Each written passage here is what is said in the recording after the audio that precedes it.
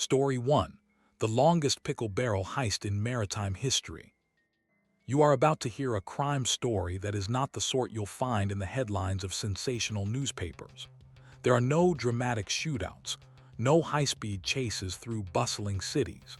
Instead, this is the slow unraveling of a case that began with something as mundane as a shipment of pickle barrels. Yet behind the barrels, the docks, and the shipping manifests, there was a quiet undercurrent of theft that would stretch across years, involving sailors, dock workers, and even customs officials who turned a blind eye. The story begins in the port city of Halifax, Nova Scotia, in the mid-1920s. Halifax had long been a place of maritime trade, with its bustling docks receiving goods from across the Atlantic. Pickles, of all things, were a steady commodity, shipped in heavy wooden barrels bound for markets and hotels in Canada and the northeastern United States. They were cheap, ordinary, and essential to taverns, boarding houses, and restaurants. Nobody thought much about them until barrels started disappearing. At first, it was a small thing, a single barrel unaccounted for in a shipment of 40. A dockworker assumed it had been misplaced. A sailor thought it had been left behind in the hold of the ship. The merchants chalked it up to clerical error, but soon the discrepancies began to repeat. A barrel here, 2 barrels there, always just small enough to avoid major concern, but steady enough to raise quiet suspicion among warehouse clerks. The records tell us that the first official complaint came in November of 1925, when a Boston-bound ship, the Margaret L., reported 3 barrels missing upon unloading in Halifax. The shipping company, irritated but not alarmed, reimbursed the customer and filed the incident as minor loss. But within months, the pattern grew. Missing barrels were showing up in Halifax taverns, barrels that bore the shipping company's stenciled marks, scraped off but still faintly visible under new paint. Someone was diverting cargo. This kind of petty theft was not unusual at ports. Dockside economies were rife with opportunities for pilfering. A crate of apples here, a sack of flour there, it was understood as part of the unwritten dock tax, a way workers supplemented their low wages. But the pickle barrels were different. They vanished in numbers too large to ignore, and the theft had clearly become systematic. You can imagine the investigator assigned by the shipping company, a middle-aged man named John Cartwright, who had spent his career in shipping logistics. He was not a policeman by trade, but a practical man, trained in keeping track of ledgers, manifests, and weights. Cartwright began with the books. He compared incoming and outgoing shipments, and what he found was troubling. Losses were spread across multiple ships, multiple months, and even multiple crews. This wasn't sloppy bookkeeping, it was theft on an organized scale. But how do you investigate a theft that involves barrels of pickles? Who profits from them? Who risks their livelihood over vinegar-soaked cucumbers? As Cartwright dug deeper, he discovered that the missing barrels almost always disappeared on the Halifax end, rarely on the American side. That suggested collusion among local dockworkers or warehousemen. He quietly visited taverns known for serving sailors. In one smoky backroom of a tavern on Water Street, he found a stack of pickle barrels bearing faint traces of the original export company's logo. The tavern owner, when pressed, claimed he had bought them from a man who offered them cheap, off the back of a cart. Cartwright noted the man's description: a burly dockworker with a scar across his left cheek. No name, but enough of a lead. Halifax police, however, were reluctant to pursue the matter. Petty theft from docks was common, and the police commissioner reportedly remarked, "If we chase down every missing barrel, we'll have no time for the real criminals." The shipping company was left to fend for itself. By the spring of 1926, Cartwright realized he was dealing with more than just a handful of thieves. This was an operation. Shipments of pickles came in by the hundreds of barrels, and somewhere between unloading and warehousing, dozens were being siphoned off. The thieves were patient, taking just enough at a time to avoid provoking a full-scale investigation. And yet the thefts accumulated. By Cartwright's estimate, More than 200 barrels had vanished in just over a year. That meant thousands of pounds of pickles had quietly disappeared into Halifax taverns, restaurants, and markets. The question remained, who was orchestrating it? Dockside thefts usually involved individuals or small groups, but this required coordination, wagons for transport, and storage spaces. Someone was running what could only be described as a pickle racket. Cartwright's notes reveal his growing frustration. "I find myself chasing ghosts," he wrote in a private letter to his superior. "The barrels are gone before I can mark them. The men talk in circles. The taverns shrug and claim ignorance. It is as if the city itself conspires to swallow them whole." But one incident in late summer would change the course of the investigation. A storm delayed the unloading of a cargo vessel, and workers were forced to leave barrels on the dock overnight. When Cartwright returned the next morning, he found 6 barrels missing, rolled off into the night. The brazen theft suggested confidence, perhaps even inside knowledge of the delay. Now the investigation had crossed into dangerous territory. Someone had eyes on the shipping schedules, and someone was willing to take risks. The pickle thefts had grown from petty pilfering to organized crime. But who had the resources to move hundreds of barrels across the city without being caught? And why were the police so reluctant to intervene? When the 6 barrels disappeared during that stormy night, John Cartwright realized he was no longer chasing shadows. He was facing an operation that had grown bold enough to challenge the shipping company directly. For over a year, the thefts had been scattered and cautious, each one carefully hidden beneath the appearance of clerical error. But this was different. 6 barrels at once, stolen in plain sight from a guarded dock during a storm, signaled a shift in tone. Whoever was behind the operation was no longer content with small pilfering. Cartwright returned to the shipping offices, drenched and exhausted, and presented his findings to the company board. Some executives still treated the matter as trivial. Pickles were hardly the sort of merchandise to trigger panic. But Cartwright, weary from months of tracking patterns, raised his voice for the first time. "Gentlemen, this is not about cucumbers in brine. This is about control of your docks. If they can take barrels today, what prevents them from taking crates of tobacco or whiskey or anything else tomorrow?" The room fell silent. The executives finally authorized him to pursue a more formal investigation, hiring private security to assist. It was a turning point. What had begun as a minor nuisance was becoming a test of whether the company could safeguard its shipments in Halifax at all. Surveillance at the docks. Cartwright hired 2 former constables, men who had grown disillusioned with police work but still knew how to watch and listen. They set up nighttime surveillance at the waterfront, blending in as dock workers and tavern patrons. Days stretched into weeks, and though they noted suspicious movements, wagons arriving at odd hours, workers loitering without reason, they could not catch anyone in the act of rolling away barrels. The problem was one of timing.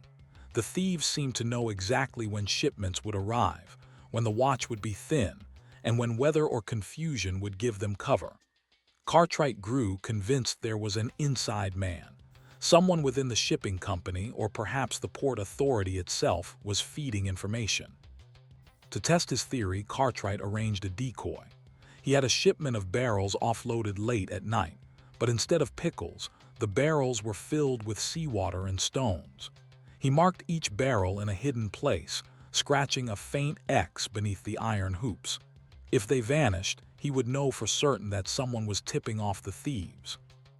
Within 3 days, 2 of the decoy barrels were gone. The theft confirmed his suspicion.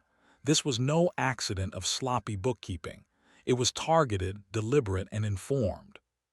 Following the barrels, Cartwright shifted his strategy. Rather than focus on the docks, he began tracing where the barrels ended up. It was tedious work.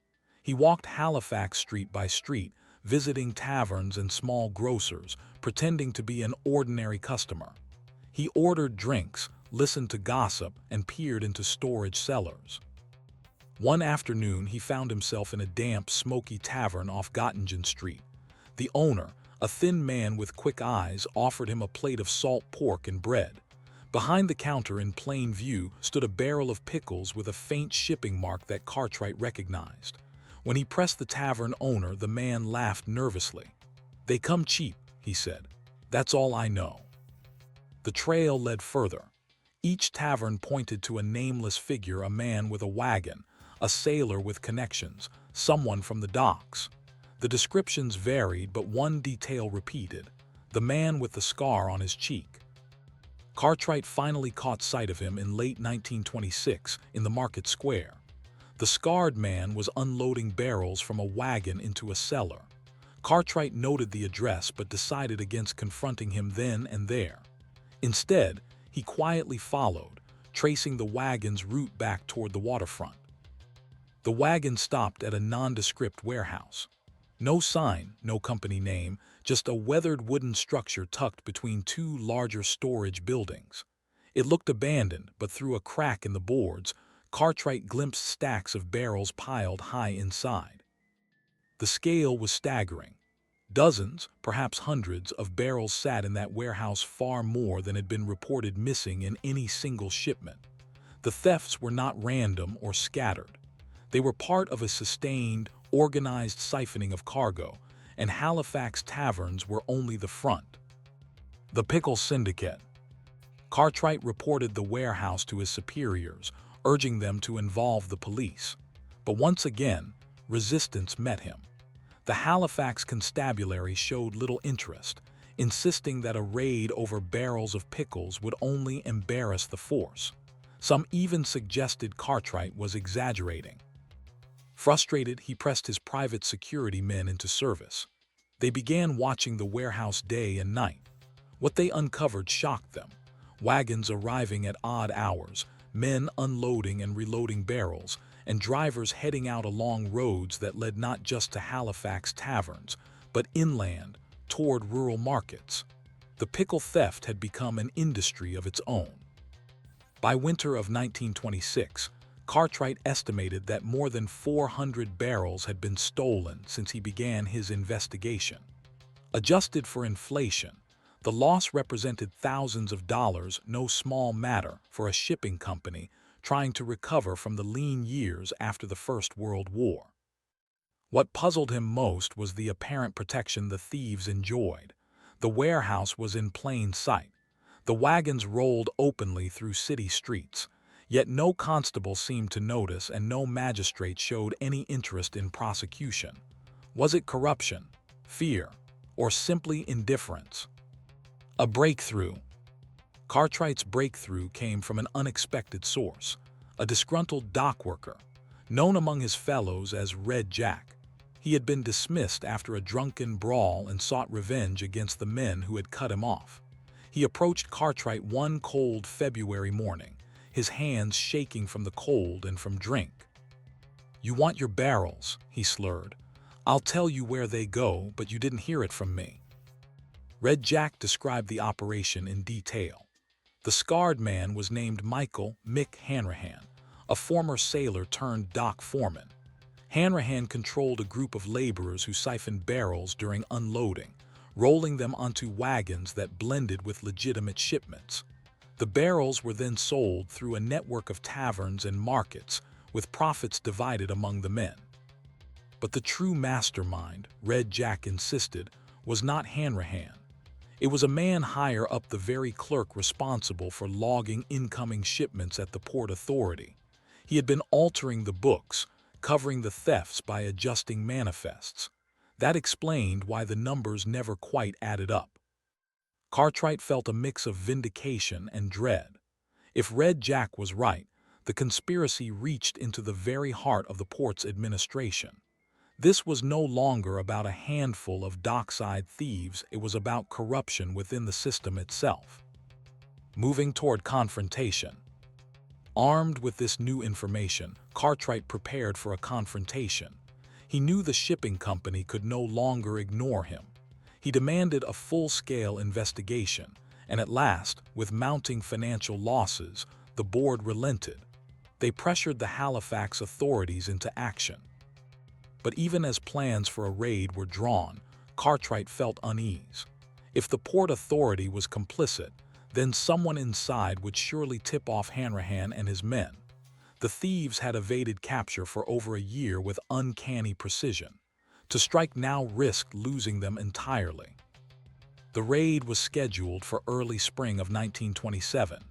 Police, accompanied by private security, would storm the warehouse and seize the barrels. Cartwright knew it was risky. If the thieves caught wind of it, the warehouse would be empty by morning. But he pressed forward, convinced it was the only way to break the cycle. As the day approached, whispers spread across the docks. Men spoke in low tones. Wagons rolled with unusual urgency. Cartwright sensed the thieves knew something. On the eve of the raid, Cartwright stood at the edge of the waterfront, staring at the dark silhouette of the warehouse. He felt the weight of months of pursuit pressing on him.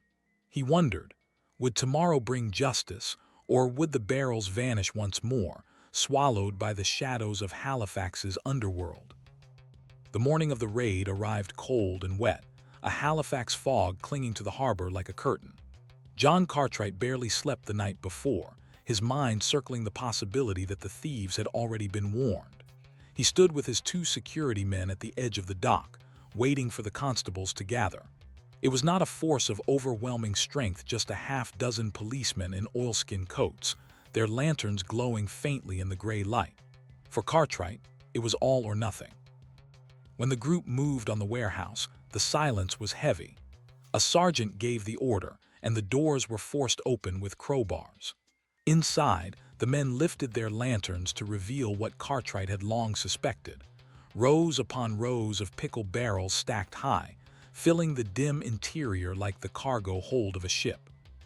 It was not just a stash, it was a stockpile. Hundreds of barrels, many still bearing faint shipping marks from American suppliers, had been hidden in plain sight. Cartwright stepped inside, running his fingers over the iron hoops.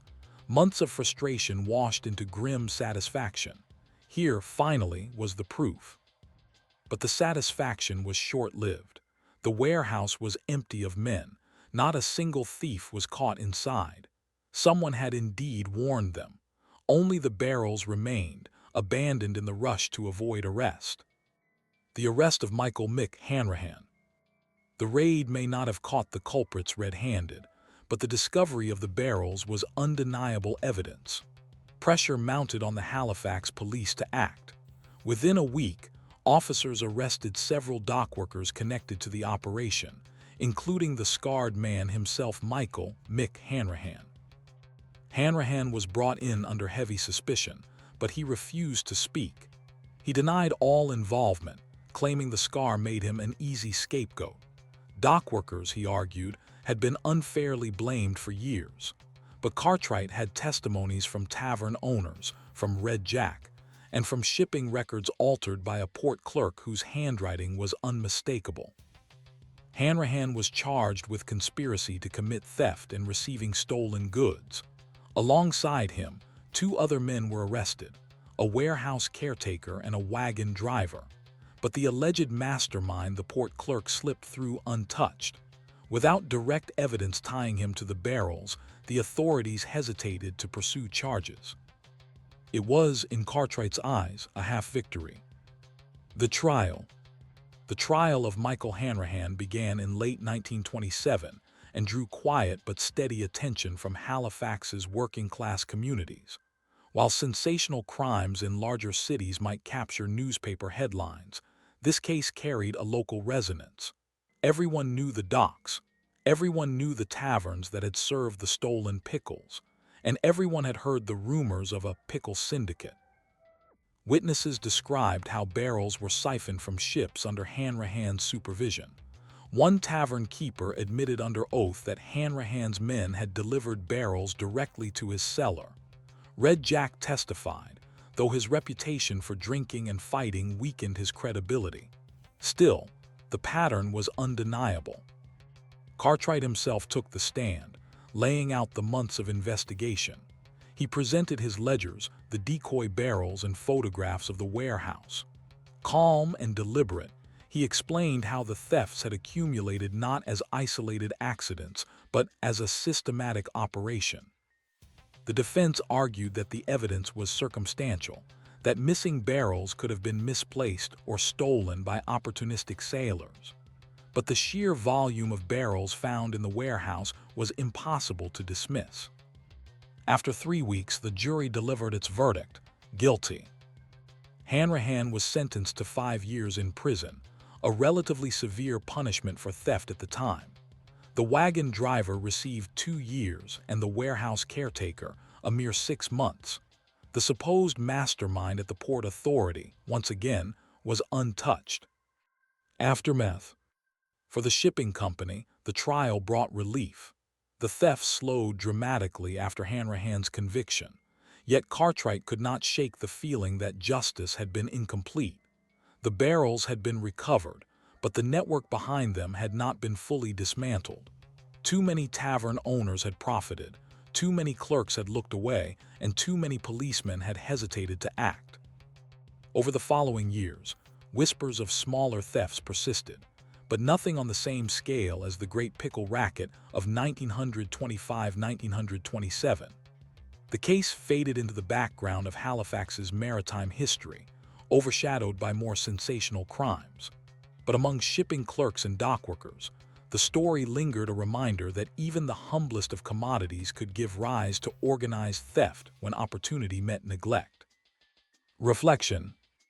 Looking back, what strikes you is not the audacity of stealing barrels of pickles, but the persistence of the operation.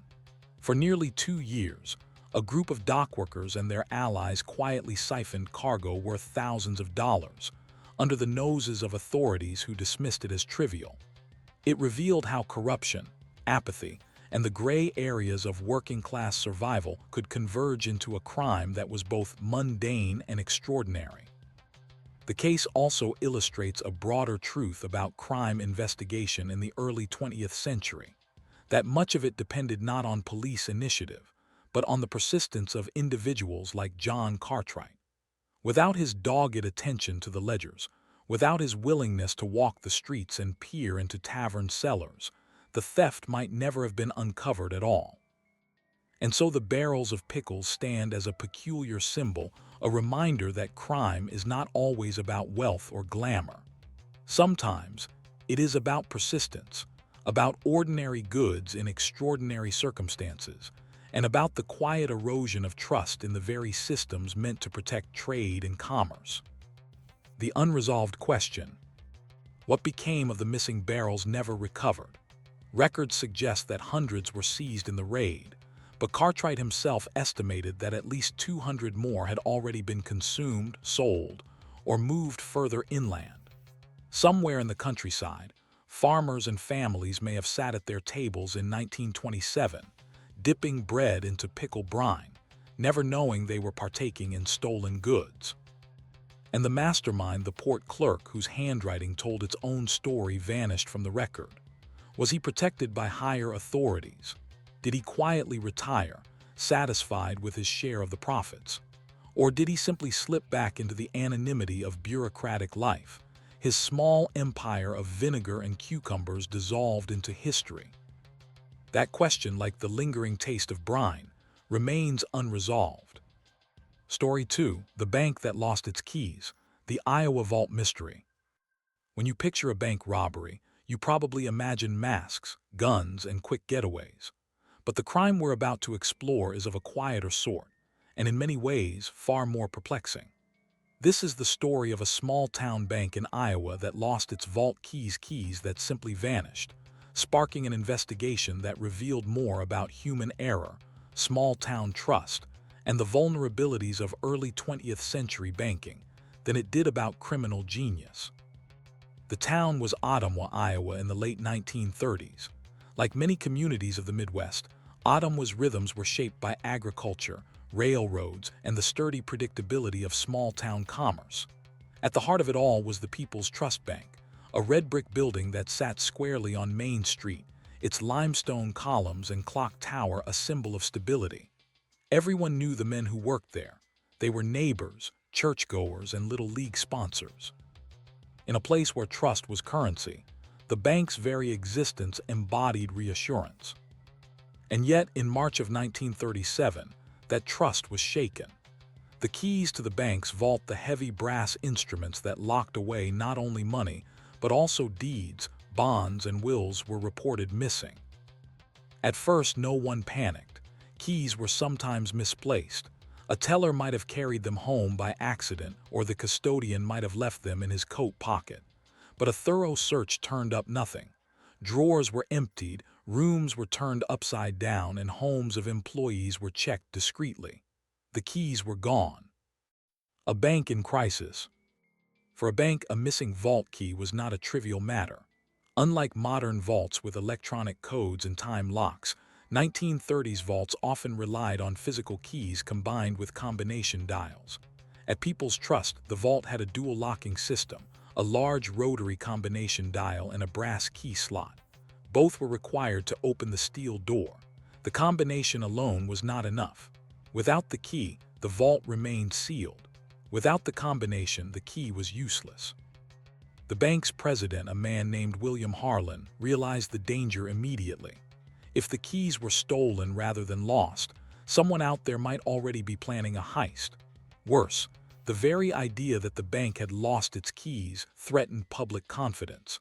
A bank survives on trust. Rumors spread quickly in small towns, and a whisper of incompetence could trigger a run on deposits. So Harlan acted quietly. He assembled his senior staff in the bank's upstairs boardroom and swore them to secrecy. Only a handful of people would know: himself, the head cashier, the vault custodian, and the bank's attorney. The missing keys would not be discussed outside that room. Meanwhile, the bank hired a Pinkerton detective to investigate discreetly. The Pinkerton approach. Detective Charles O'Malley arrived from Chicago wearing a gray fedora and a reputation for patience. He had handled bank thefts before, but this was his first case of simply missing keys. O'Malley began with interviews. He questioned every teller, clerk, and janitor, probing not just for opportunity but for motive. What he found was a staff loyal to the bank but bound by human frailties. The head teller struggled with gambling debts at the local horse track. The custodian had a nephew recently arrested for petty theft. The assistant cashier had been seen lingering too long at taverns on Saturday nights. Each man and woman had secrets none large enough to scream guilt, but enough to remind O'Malley that small-town virtue often concealed quiet desperation. O'Malley also studied the vault itself. The brass key slot showed no tampering, no scratches. Whoever had the key could open the vault as easily as if they belonged there. That fact troubled him most. If the keys were truly stolen, the thief had an inside connection or, at the very least, inside knowledge. The quiet panic. As days turned into weeks, the bank lived in quiet panic. Employees arrived early and stayed late, scanning ledgers and peering over shoulders, waiting for the other shoe to drop. Would the thief strike suddenly? Would the vault be found emptied one morning? To prevent disaster, Harlan ordered that cash reserves be reduced. Shipments of currency were sent back to the Federal Reserve Branch in Chicago, leaving only enough on hand for daily operations. It was a precaution that few noticed outside the bank walls, but it was a sign of how seriously the threat was taken. Meanwhile, O'Malley broadened his inquiry. He began visiting taverns on the edge of town, listening for whispers of a coming robbery. He spoke with police about recent burglaries. He even rode the late-night freight trains to watch for drifters who might have passed through Ottawa. Still, nothing surfaced. No one bragged of stolen keys. No one spent money they didn't have. The mystery deepened. A stranger in town.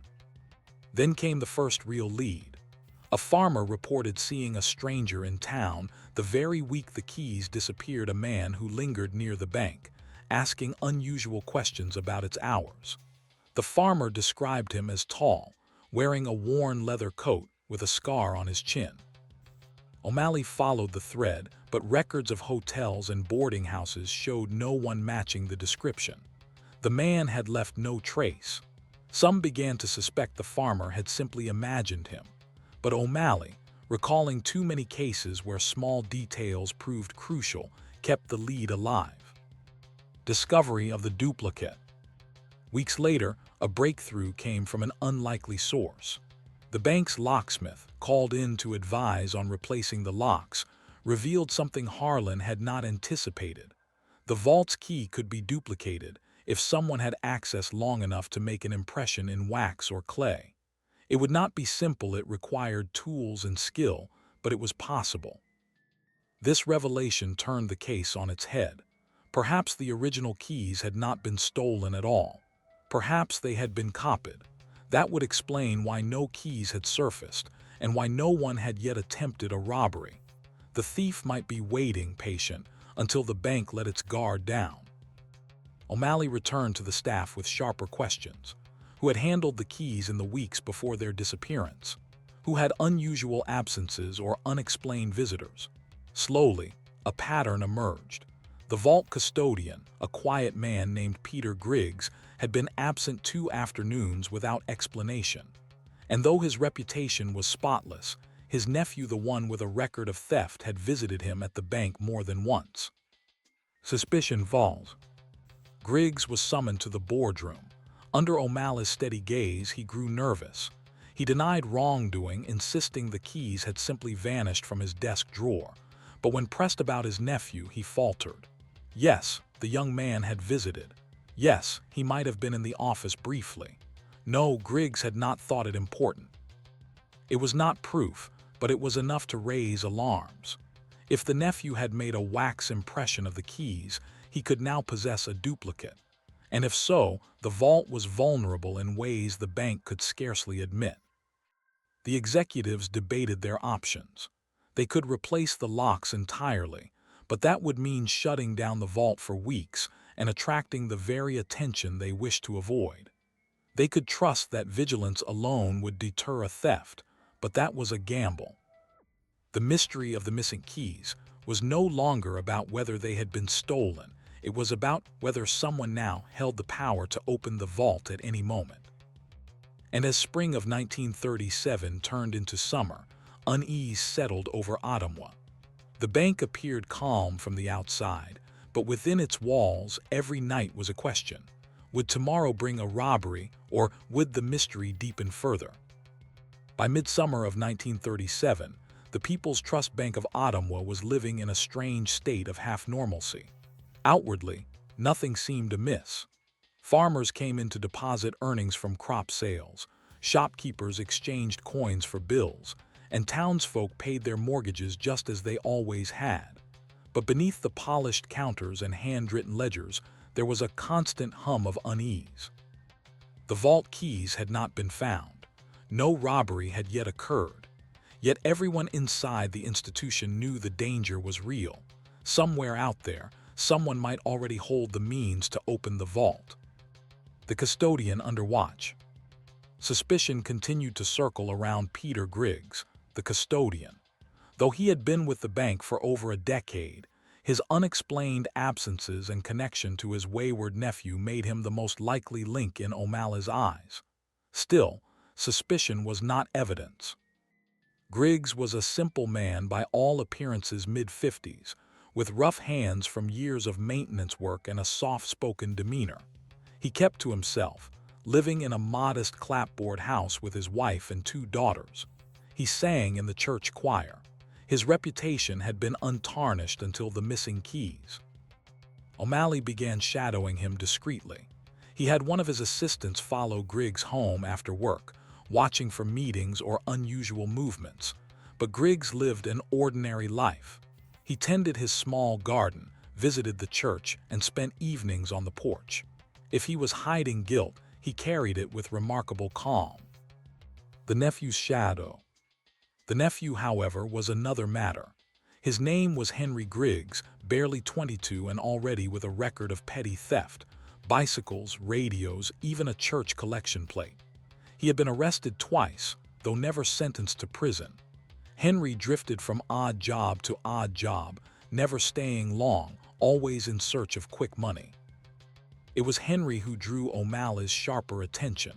Witnesses recalled him visiting the bank in February, lingering too long near the custodian's desk.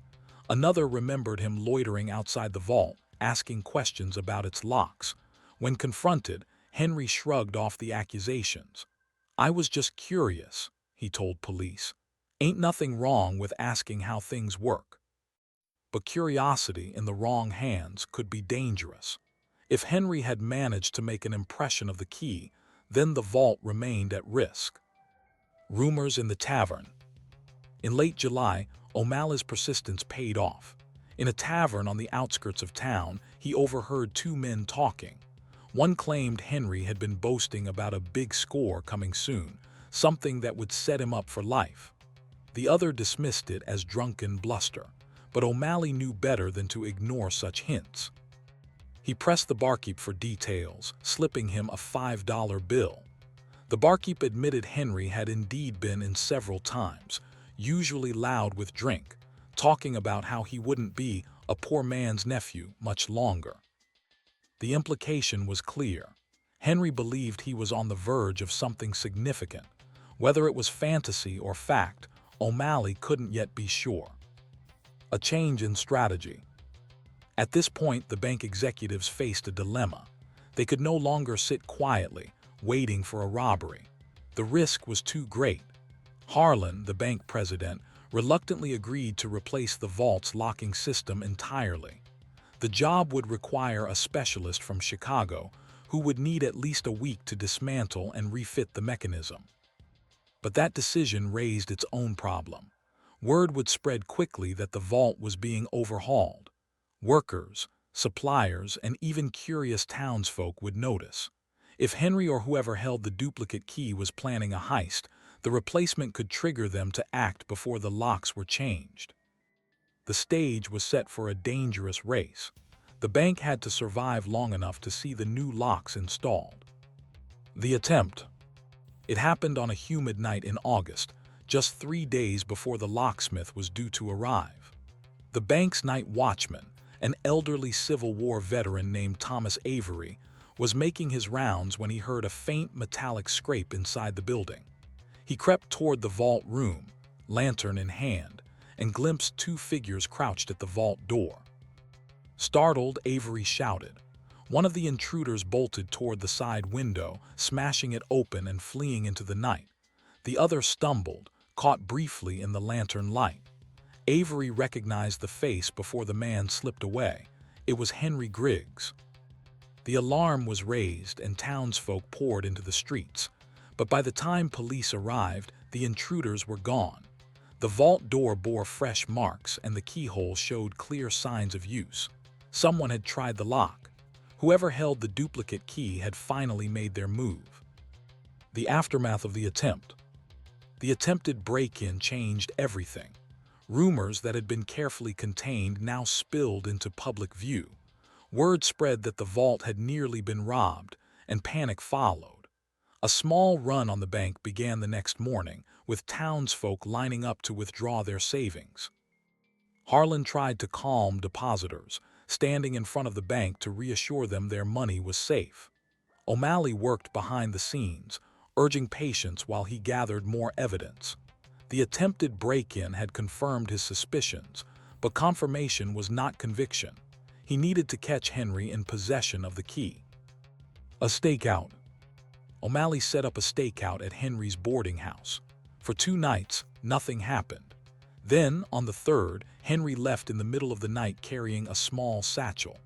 O'Malley and his men followed as he made his way toward the riverfront, where freight trains waited under the cover of darkness.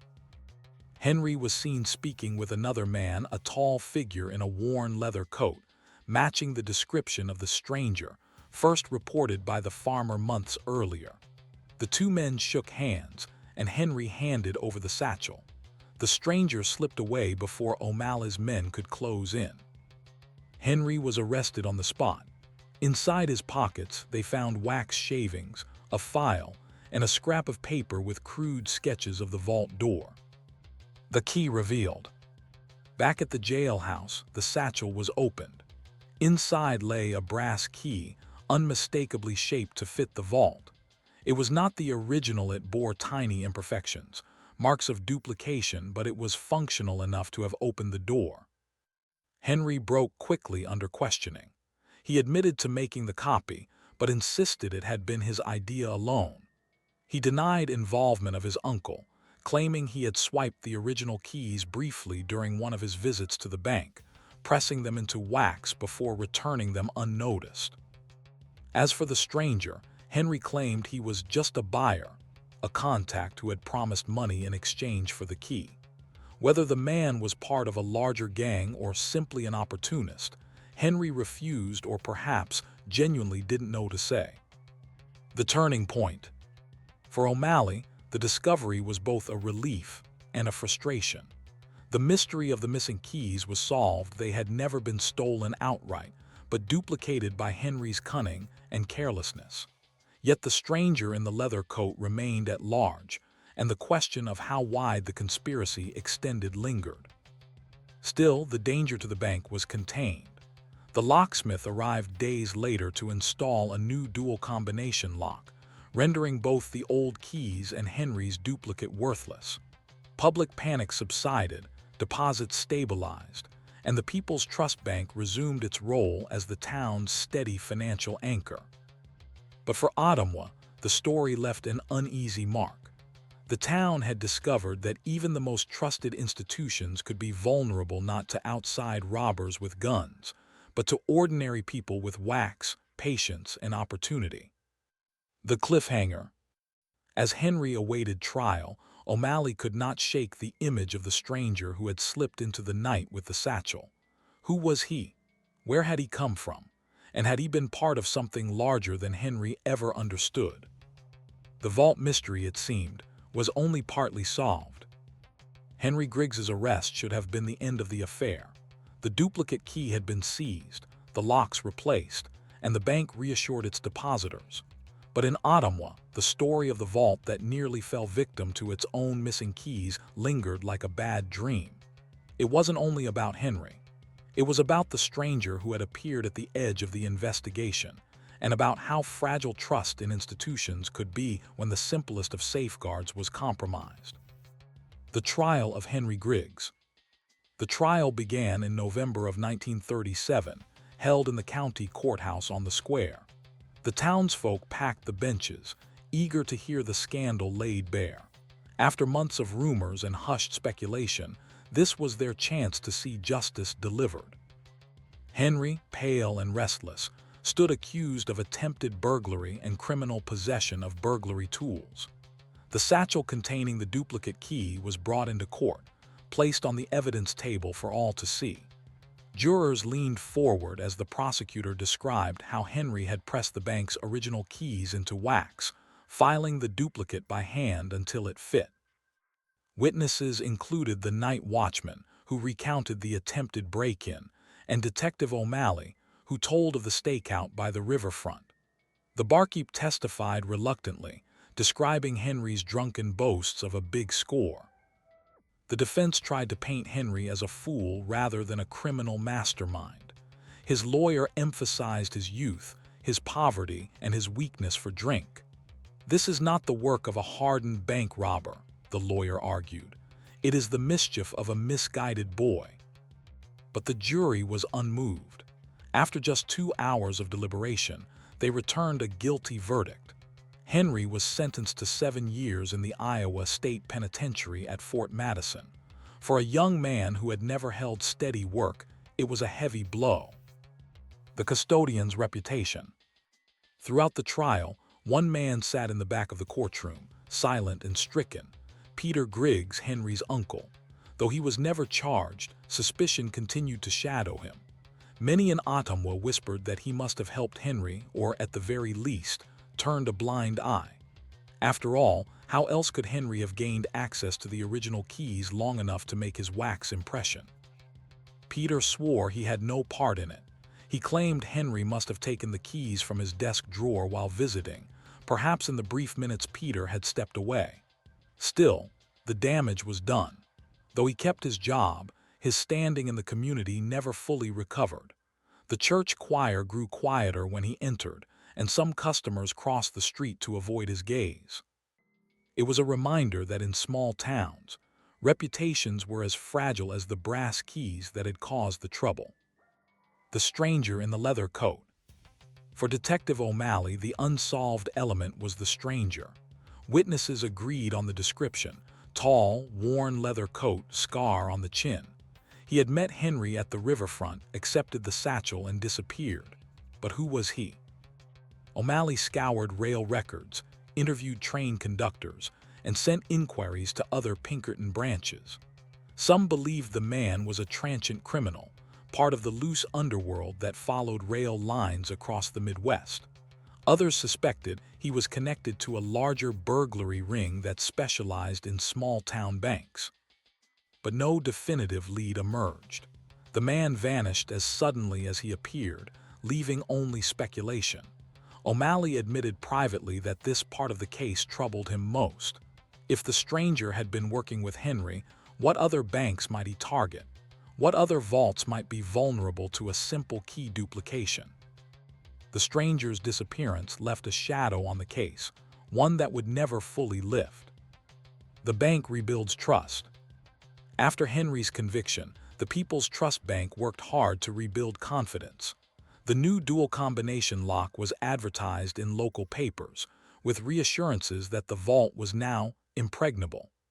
Staff were retrained on handling keys and combinations, and strict new rules were imposed.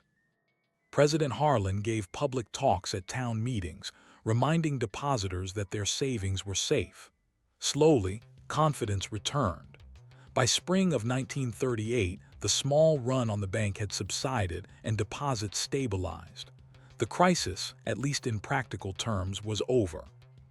But the memory of the missing keys lingered. For years afterward, townsfolk would refer to the affair in hushed tones, as if it were a parable about trust and vigilance. "Don't go losing your keys or you'll end up like the bank," became a local saying, half joking, half warning. Reflection. Looking back, what makes this case remarkable is not its scale, but its ordinariness. No money was ever stolen. No vault was ever emptied. The entire affair hinged on a set of brass keys, a bit of wax, and a young man's poor choices. Yet it nearly undermined the confidence of an entire community. It reminds you that in the 1930s, banks were not faceless institutions. They were deeply personal, bound to the reputations of the men who ran them. A misplaced key was not just a technical failure. It was a blow to the moral standing of the bank itself. And the lesson was clear.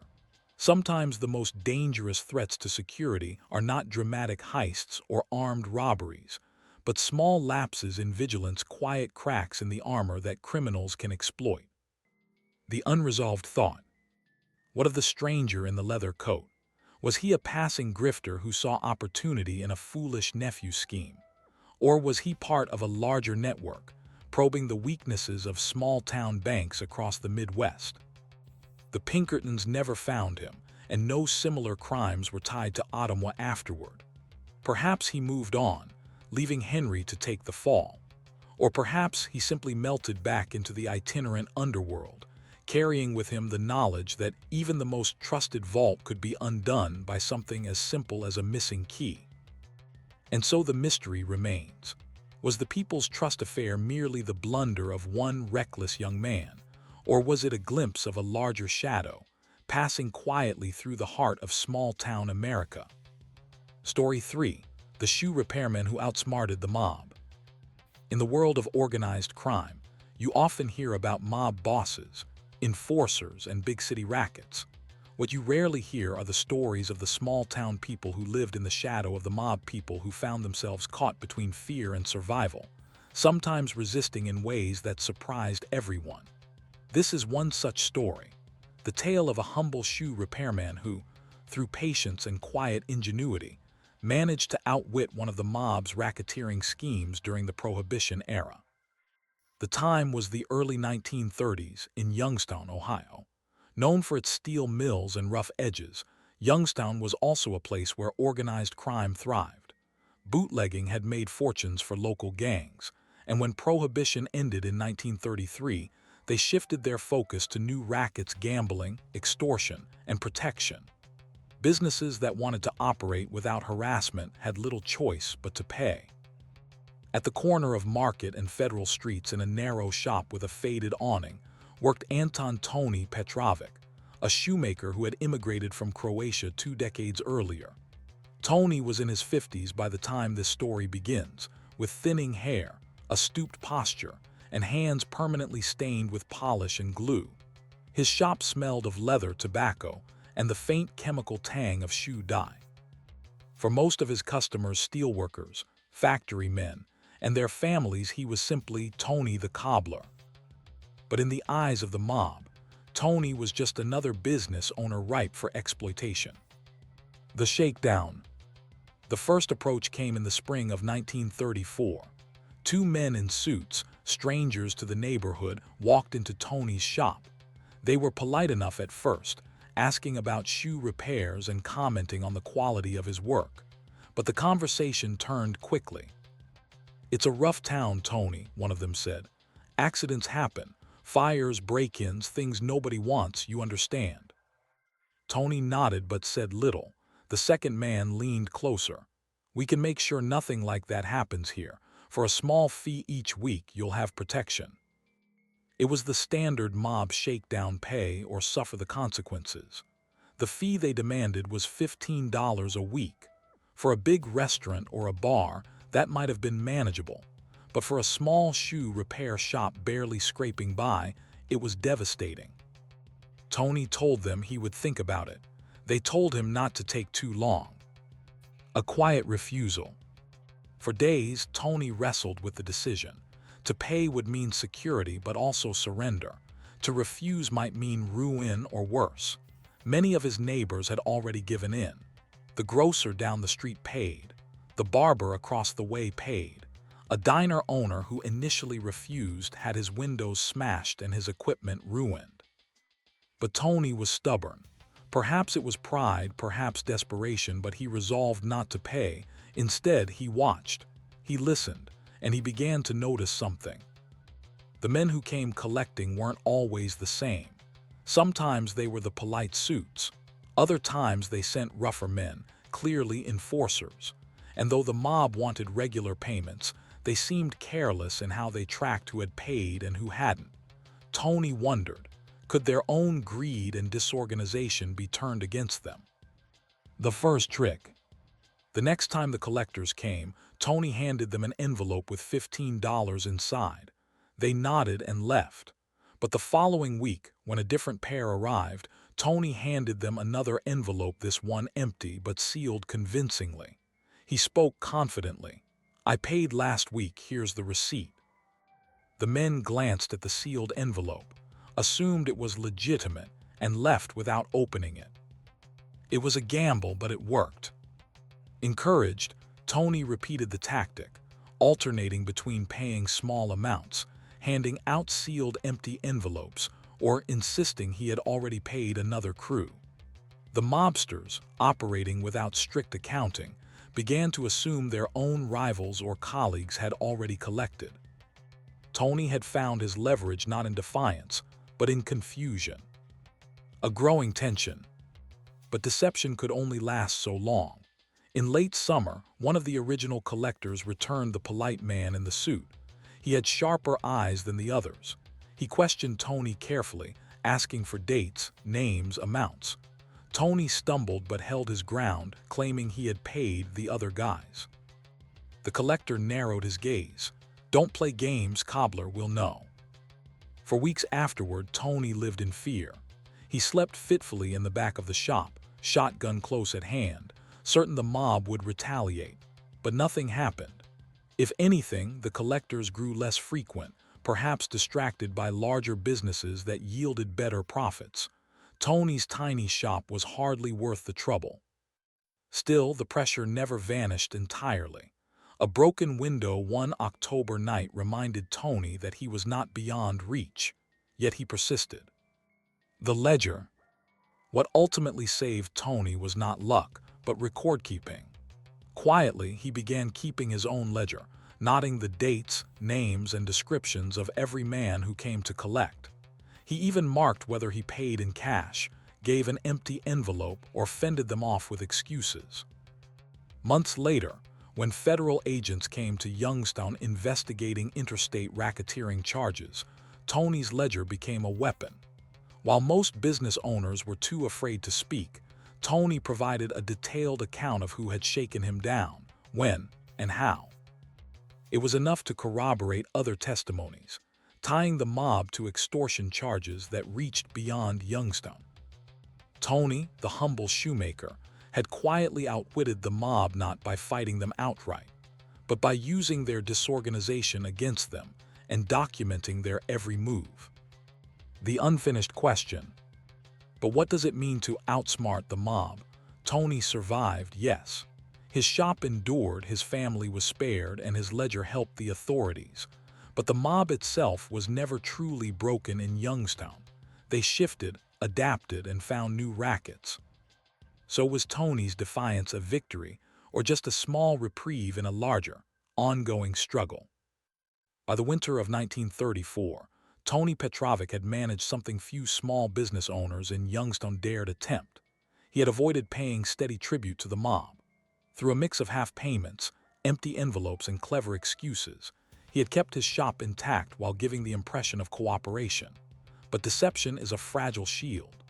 Tony knew it was only a matter of time before someone higher up in the organization noticed that his weekly contributions didn't add up. And that someone finally did.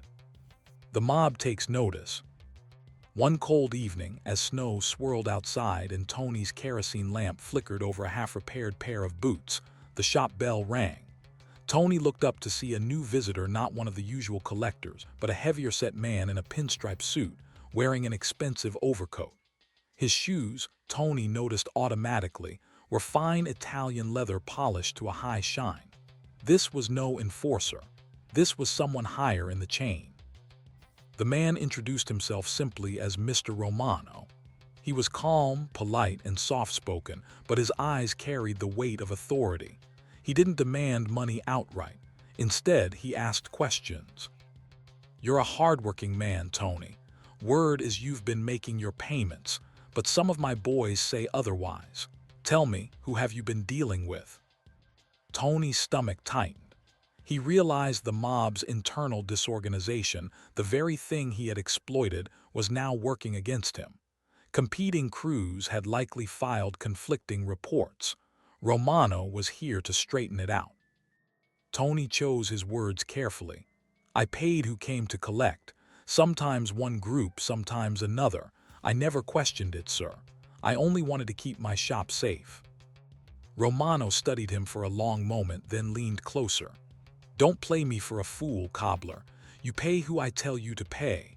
From now on, only my man comes here. Understood?" Tony nodded, outwardly compliant, but inside he knew the game had changed. The ledger deepens. That night, Tony updated his secret ledger with trembling hands. He wrote down Romano's name, description, and the warning he had given. For Tony, the ledger had become more than notes. It was his insurance policy, his way of keeping control in a world tilted against him. Over the following weeks, Romano's designated collector came regularly, always on Fridays. Tony sometimes paid in cash, sometimes stalled with excuses, but he never let them know the full truth. Each interaction was carefully documented. But Romano's involvement meant the racket was now more structured. The collectors checked more carefully, asked sharper questions, and hinted that Tony was being watched. Tony realized that his quiet resistance could not last forever. He needed an escape or an ally. The federal investigation. In 1935, the federal government launched a sweeping investigation into organized crime across the Midwest. With prohibition over, the Bureau of Investigation, later the FBI, had shifted focus toward racketeering and interstate crime. Youngstown, with its mix of steel money and mob influence, was on the list. Agents began visiting local businesses discreetly, asking questions about protection payments. Most owners said nothing, too afraid of retaliation. But when they came to Tony's shop, he hesitated. Then, quietly, he told them he kept some notes. The agent's eyes widened when he showed them the ledger. Names, dates, descriptions, amounts. It was more than gossip. It was evidence. The agents urged Tony to continue keeping records, but to say nothing publicly. If he was careful, his notes could help build a federal case. Tony agreed, though fear gnawed at him. To keep two faces, one for the mob, one for the law, was a dangerous balancing act. The mob's suspicion.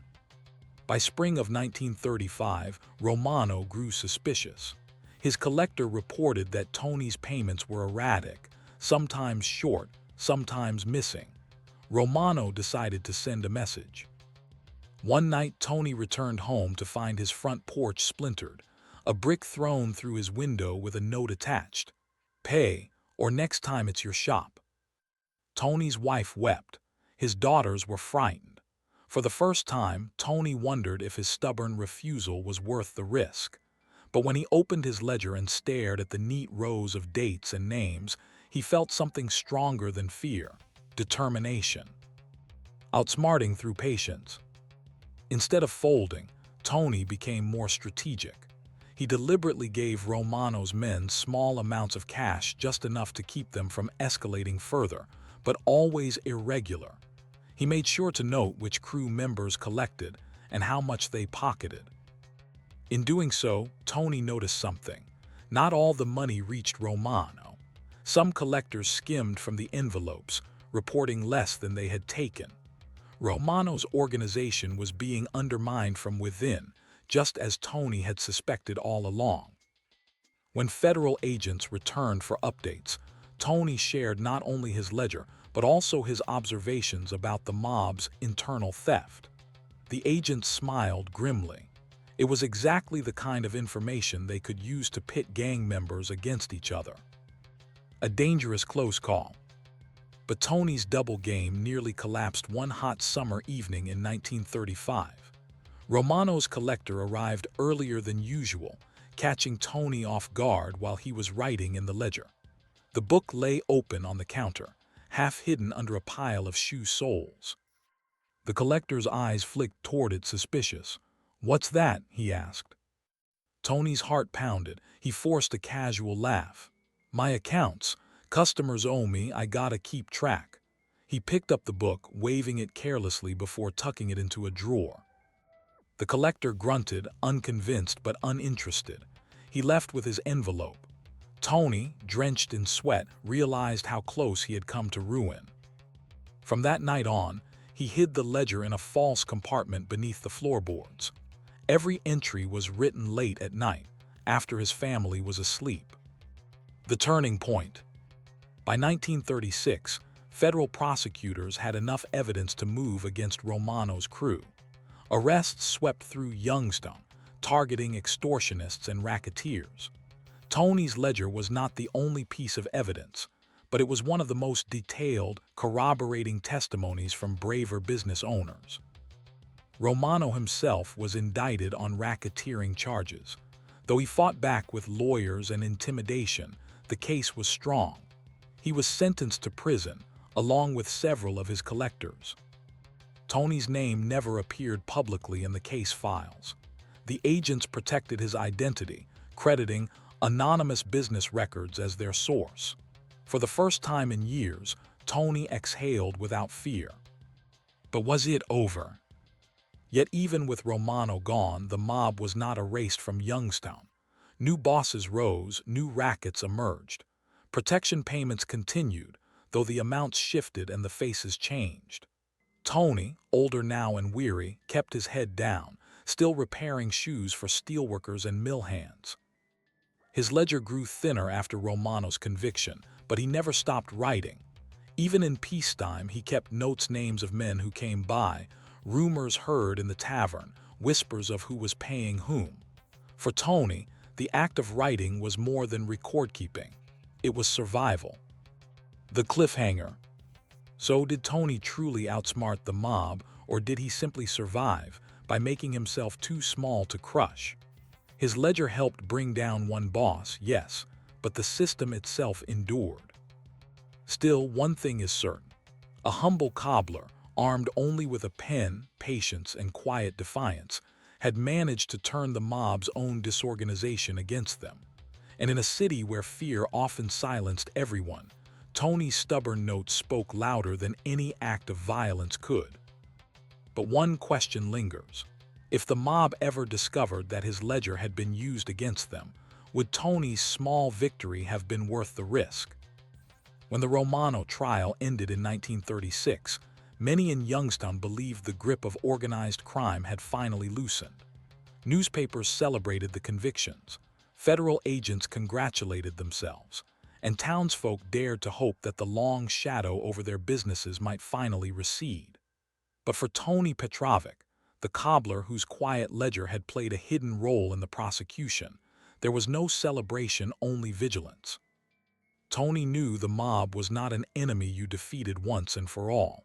It was like a weed. Cut down in one place, it sprang up in another. He had outlasted Romano, yes, but in his heart, he suspected the fight wasn't finished. After Romano, for a few months, life returned to something like normal. Tony repaired boots, resoled shoes, and replaced laces for the steelworkers who trudged in daily with heavy grime on their clothes. The regular rhythm of tapping hammers and buzzing sewing machines filled his shop once again. But the absences were noticeable too. Collectors no longer came on Fridays. Envelopes were no longer demanded. For the first time in years, Tony went an entire season without fearing the sound of the shop bell after dark. His wife, relieved, urged him to close the ledger for good. "It's finished, Tony. No more writing about gangsters, just fix shoes." Tony nodded, but deep inside he could not let go. He had seen too much. The new crew. By early 1937, whispers began circulating. A new crew was moving in. They were younger, brasher, and less disciplined than Romano's men. Instead of polite collectors in press suits, these were rougher men, veterans of street brawls rather than backroom deals. Their approach was simpler: pay us, or we smash your place. Some businesses folded quickly. The grocer who had once paid Romano now found himself paying again. The barber on the corner put a sign in his window: "Closed Sundays by order," a thinly veiled nod to the mob's control. And soon enough, they came to Tony. Two men stepped into his shop on a rainy evening. They didn't bother with pretense.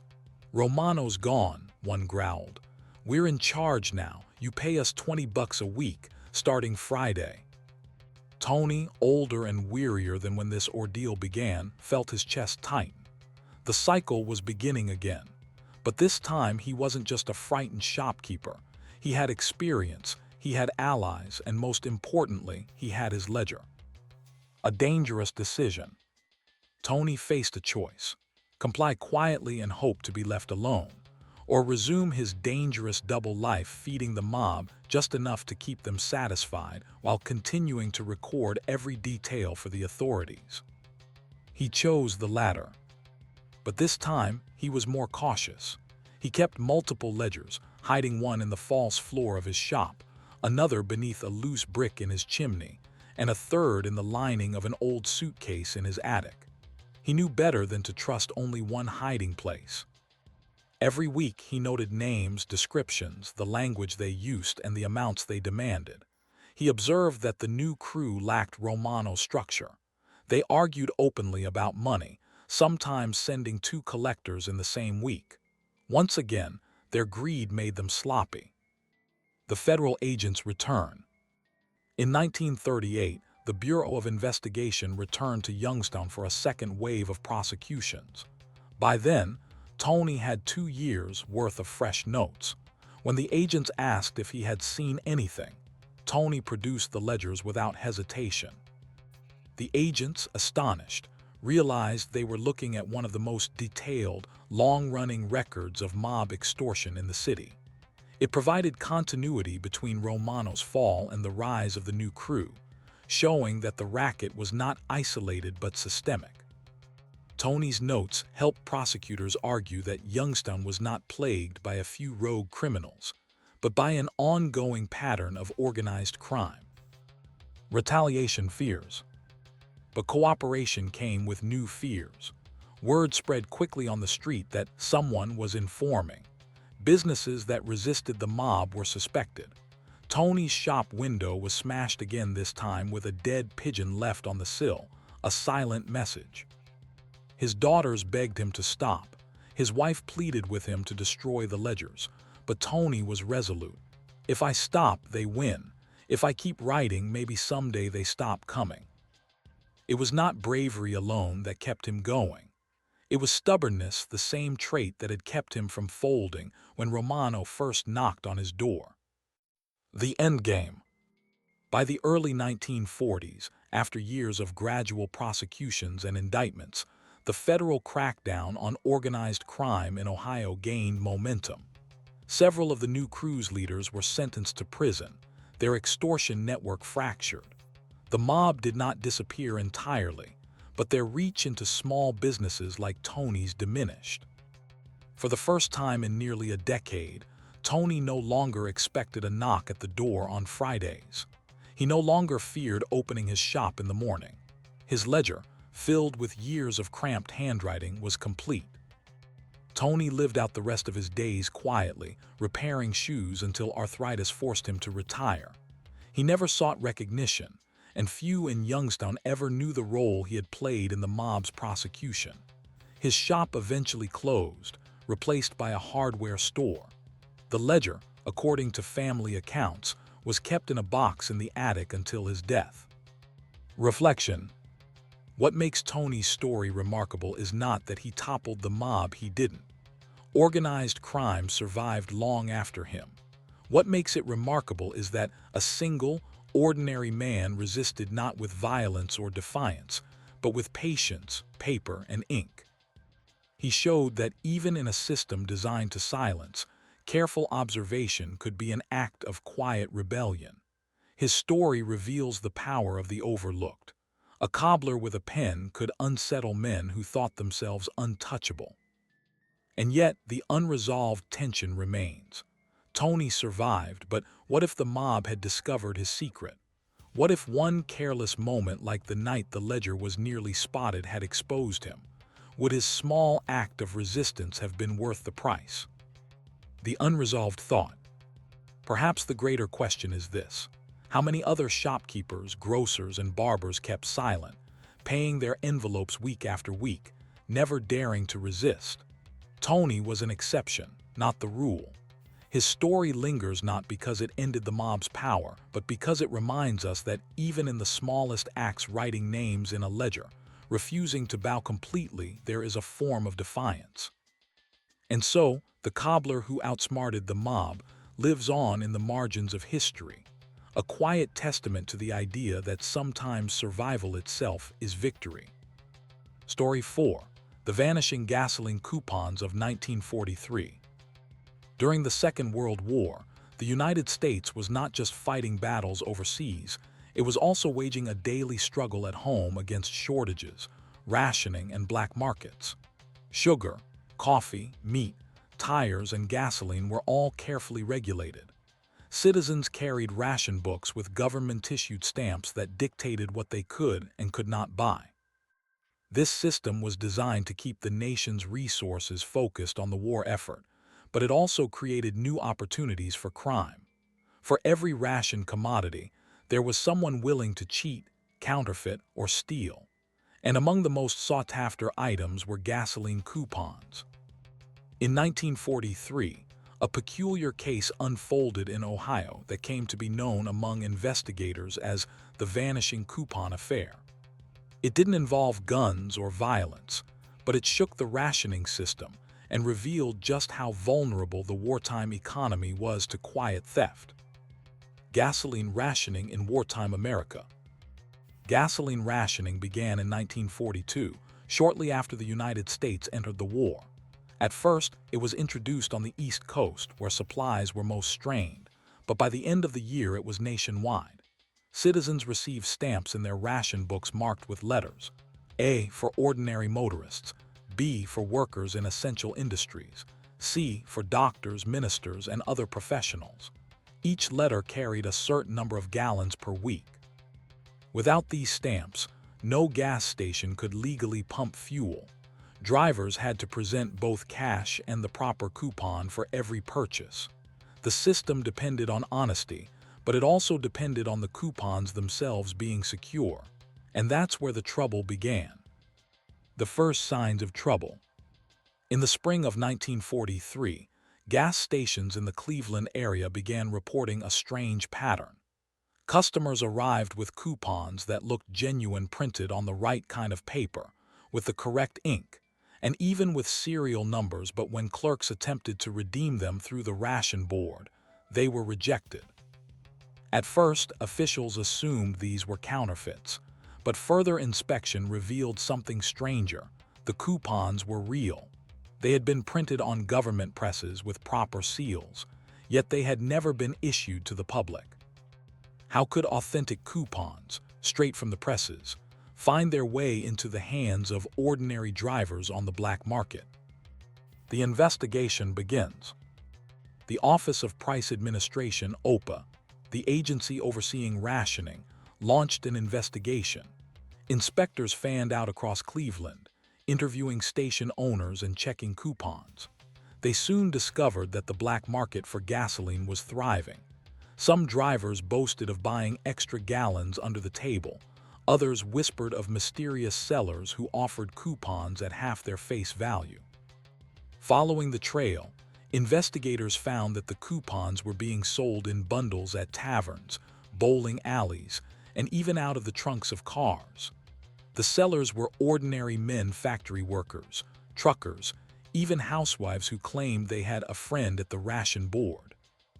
But the deeper the investigators dug, the clearer it became.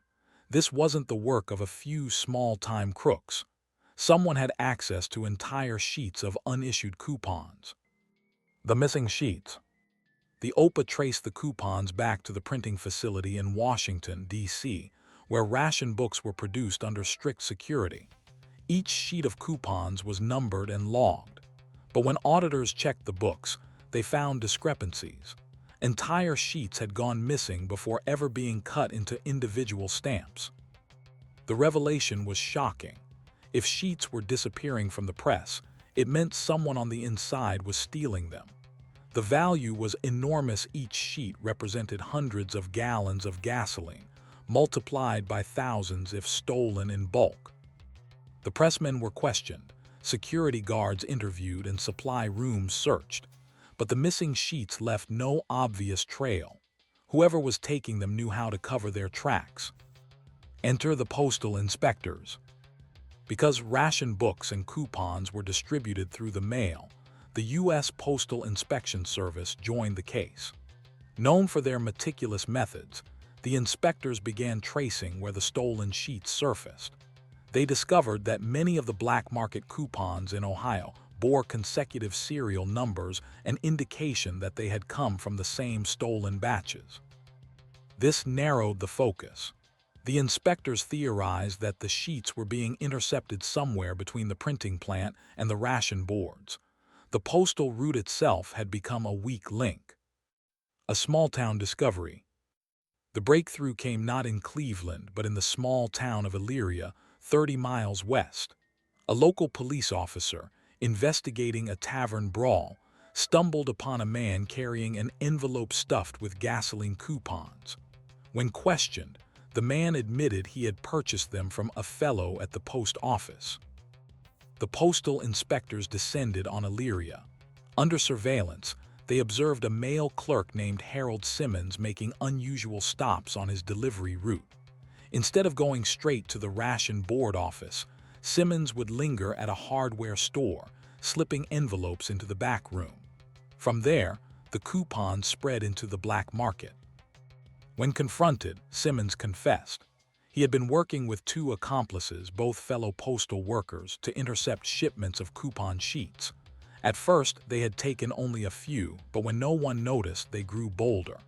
By 1943, they had stolen thousands of sheets, worth tens of thousands of gallons of gasoline. The vanishing coupons. But even with Simmons arrested, the problem didn't end. Large quantities of stolen coupons remained in circulation, passed from hand to hand across Ohio and beyond. Gas stations grew wary, refusing coupons they didn't trust.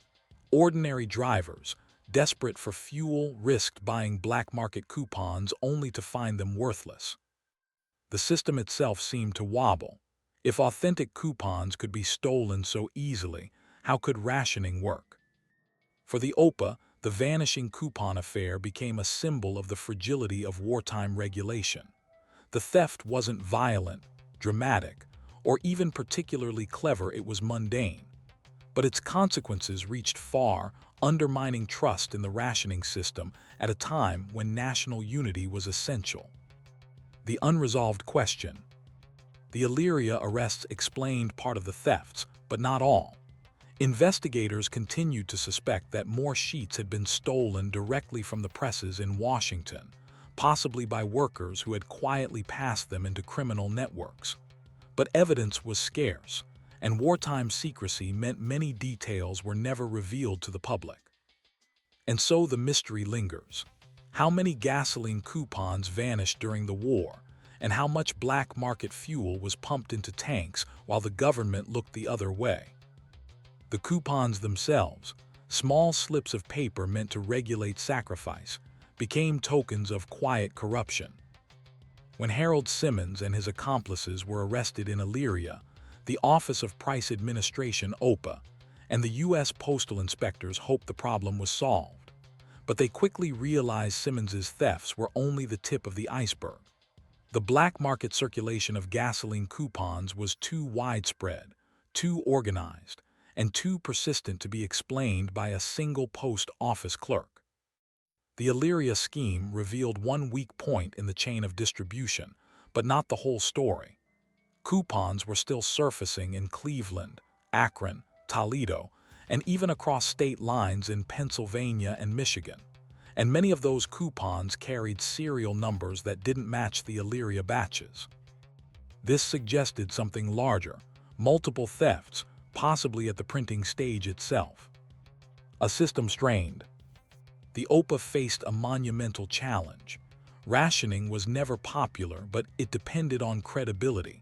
Citizens were asked to sacrifice for the war effort, and most did so reluctantly but dutifully. Yet rumors of stolen coupons and thriving black markets spread fast, eroding trust. Letters poured into the OPA's Cleveland office. Why should I line up for my gasoline stamps if the crooks can just buy them on the street? My husband in the Pacific, and I can't even drive to church without counting coupons. Meanwhile, others seem to have plenty. The moral contract of rationing was fragile. The vanishing coupons threatened to break it. Following the trail, postal inspectors began tracing how the coupons moved. They discovered networks of tavern owners, taxi drivers, and even gas station attendants who acted as intermediaries. A driver in Cleveland might buy a bundle of coupons from a taxi driver, who in turn had purchased them from a tavern owner, who had received them in a plain envelope from an anonymous courier. The networks had no single leader. Instead, they operated like webs, loose, shifting, and resilient. Cutting off one strand did little to weaken the whole. The real mystery remained. Where did the supply begin? Suspicions at the printing plant. Investigators turned their attention back to Washington, D.C., where the coupons were printed. The plant had supposedly strict security, armed guards, locked storerooms, and meticulous logs. Yet a quiet review revealed troubling irregularities. Sheets of coupons were missing, but the logs showed no discrepancies. The numbers had been altered after the fact. This pointed not to petty theft, but to insider collusion. Someone with authority, perhaps a supervisor, was falsifying records to cover missing sheets. But catching them was another matter. Wartime secrecy made investigations sensitive. The government feared that revealing vulnerabilities might embolden others or weaken public confidence. So the probe moved slowly, quietly, and often without public acknowledgement. Gasoline and the black market economy. Meanwhile, the stolen coupons fueled an entire underground economy. In a city like Cleveland, rationing allowed ordinary drivers only 3 to 4 gallons of gas a week. For many, that barely covered commuting. With black market coupons, however, drivers could keep their cars running freely. Delivery businesses, cab drivers, and even church groups sometimes turned to the black market out of desperation. It blurred the line between criminality and necessity. One gas station owner later admitted, "If I didn't take the coupons, I'd lose half my customers. If I did take them, I risked arrest. Either way, I was the fool." The vanishing coupons weren't just about profit. They were about survival in a system stretched to its limits. A breakthrough in Detroit. In late 1943, investigators in Detroit uncovered a new lead. A sting operation, using undercover agents posing as truck drivers, led them to a warehouse where thousands of coupons were being stored. The operation was run by a small-time gangster named Carl "Red" Dempsey, who had built his racket around ration fraud. When arrested, Dempsey admitted he had connections not just in Ohio but in Chicago and Pittsburgh. His men bought stolen coupons in bulk and resold them at steep markups, but Dempsey insisted he wasn't the source. "I just move 'em," he told agents. "Don't ask me where they come from." Still, the discovery of thousands of coupons at once confirmed what investigators suspected. The thefts were massive, ongoing, and feeding organized criminal networks. Pressure on the OPA. The press began to catch wind of the affair. Newspaper articles hinted at massive coupon fraud, though the government downplayed details to prevent panic. Officials privately admitted that millions of coupons representing millions of gallons of gasoline had likely been stolen nationwide. Congressional committees demanded answers. The OPA promised tighter controls, new watermarking techniques, improved audits, and harsher penalties for offenders. But critics argued it was too late. The system was already compromised. The human side. For ordinary citizens, the vanishing coupons created strange dilemmas. Some who bought black market stamps did so knowingly, others unknowingly. A mother in Akron recounted being sold a batch of coupons at a church social, only to have them rejected at the pump. "I thought I was helping a friend of a friend," she said. "Turns out I was helping crooks." Gas station attendants caught in the middle faced the hardest choices. Accepting suspicious coupons meant risking arrest, but refusing them meant losing customers and perhaps facing mob retaliation. One attendant told investigators, "Half the time, I couldn't tell if they were real or fake, and I couldn't afford to ask too many questions." The fraud wasn't faceless, it touched daily life, forcing ordinary people into quiet compromises. The cliffhanger. By the end of 1943, the OPA admitted that thousands of stolen coupons were still in circulation. Arrests like Harold Simmons's and Carl Dempsey's showed the scope of the problem, but not its origin. Who inside the printing system had allowed entire sheets to vanish? Were the thefts covered up at the highest levels of the rationing bureaucracy? Or were they simply the result of petty corruption spread across multiple hands? The war was far from over, and so was the mystery of the vanishing gasoline coupons. By early 1944, the federal government had accepted an uncomfortable truth. Rationing, while essential to the war effort, was also vulnerable to fraud on a scale far larger than they had anticipated. The gasoline coupon affair, stretching from Elyria to Detroit and beyond, was no longer just a local embarrassment, it had become a national concern. The war required unity, sacrifice, and trust, but the vanishing coupons exposed cracks in that unity, revealing how corruption and desperation could spread even in a nation fighting for survival. Cracking down. The Office of Price Administration (OPA) and the U.S. Postal Inspectors escalated their response.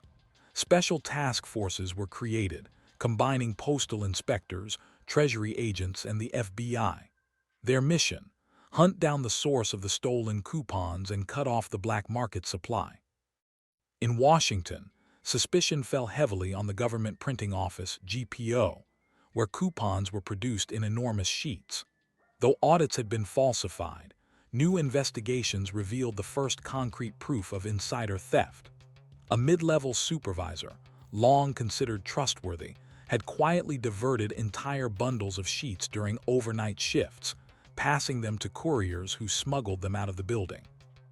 When confronted, the supervisor broke. He admitted to stealing sheets in exchange for cash bribes, justifying himself with the same excuse others in the era used. "Everyone's sacrificing. I just took my share." The stolen sheets, he confessed, had been shipped north by rail, eventually feeding into black markets in Ohio, Michigan, and Illinois. The extent of the fraud. Estimates varied, but investigators believed as many as 1.5 million gallons worth of coupons had been stolen and resold. In wartime America, that was no small figure. Each stolen gallon meant one less for the military, one less for farm machinery, one less for essential transport. The numbers shocked even seasoned investigators. This was not petty theft, it was organized fraud on a national scale. The trials. Dozens of people were arrested across Ohio and Michigan. Gas station attendants, tavern owners, taxi drivers, and couriers. But the most significant trial was that of the Washington supervisor and his associates. In a quiet courtroom, far from the battlefronts of Europe and the Pacific, prosecutors laid out how rationing the sacred system of fairness and sacrifice had been subverted by greed. The defendants showed little remorse, insisting they had only taken advantage of opportunities. But the jury, made up of ordinary citizens who had struggled through shortages, was unsympathetic. The supervisor received a 10-year prison sentence. His accomplices received lesser terms, but the message was clear. Ration fraud was not a trivial crime. It was sabotage of the home front. The cleanup. After the trials, the OPA overhauled the ration coupon system.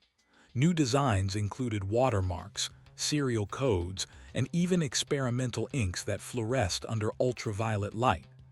Distribution was tightened, audits were more frequent, and the Postal Service adopted stricter security protocols. For ordinary Americans, the changes meant longer waits, more paperwork, and greater scrutiny at the pump. But the government believed the inconvenience was worth it to restore credibility. By late 1944, reports of black market coupons had sharply declined. Though fraud never disappeared entirely, the massive thefts that had plagued Ohio and Michigan were finally curbed.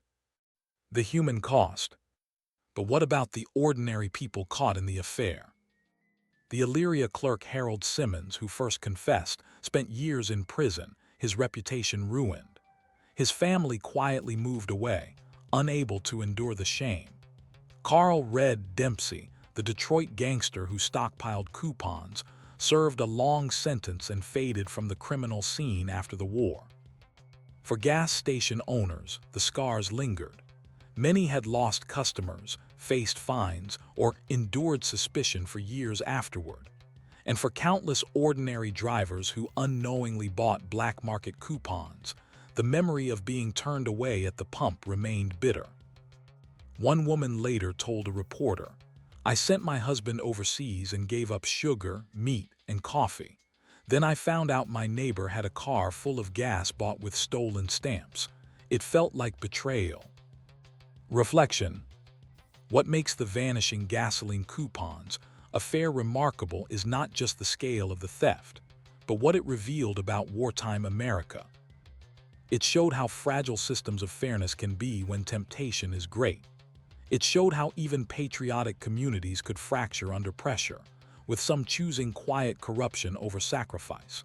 And it showed how crime does not always wear a mask or carry a gun. It can just as easily wear the face of a postal clerk, a tavern owner, or a supervisor at a printing plant. The affair also underscores a broader truth. In times of scarcity, paper can be as powerful as gold.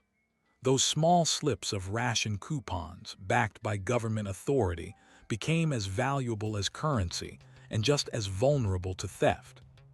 The unresolved thought. Yet even after the arrests and reforms, investigators never fully determined the total scope of the thefts. How many sheets vanished undetected? How many millions of gallons were siphoned into black markets before the war's end? The records remain incomplete, the numbers uncertain. And perhaps that is the most unsettling part of the story, that in a time of total war, when unity and fairness were paramount, so much could quietly vanish not on the battlefield, but in the everyday transactions of ordinary life. The coupons, now forgotten relics of ration books, remind us of a time when trust itself was rationed, and when even a slip of paper could become the center of a crime that stretched across a nation. Story 5. The Post Office Burglary No One Noticed. In the fall of 1951, the sleepy town of Newmarket, New Hampshire, experienced what seemed at first to be nothing more than a petty burglary. The town's post office, a modest brick building on Main Street, had been broken into overnight. The thieves forced a back window, rifled through the drawers, and disappeared with a small stack of cash, some stamps, and a few blank postal money orders. The local newspaper devoted no more than a paragraph to the crime. To most townsfolk, it was a minor nuisance hardly worth mentioning in a year marked by the Korean War and McCarthy's hearings in Washington. But what no one realized at the time was that this burglary would become the opening chapter in a much larger investigation, one that exposed an intricate scheme of forgery, fraud, and quiet exploitation of the U.S. postal system. A small crime in a small town. Newmarket was the kind of place where everyone knew everyone. The postmaster, Samuel Ellis, was a fixture in town life, a man who had run the post office for 2 decades without incident. His clerks lived nearby, his routines were predictable, and he trusted that the post office symbol of federal reliability was untouchable. When Ellis arrived that October morning and found the back window smashed, he was shaken. A drawer with $47 in cash was gone, along with a roll of stamps worth $80. But the detail that unsettled him most was the missing money orders. Blank forms, printed on thick stock with federal insignia, weren't cash themselves, but in the wrong hands, they could be filled out, stamped, and passed as legitimate. Ellis reported the burglary immediately, but the local police had little to go on. There were no witnesses, no fingerprints of value, and the stolen property was untraceable.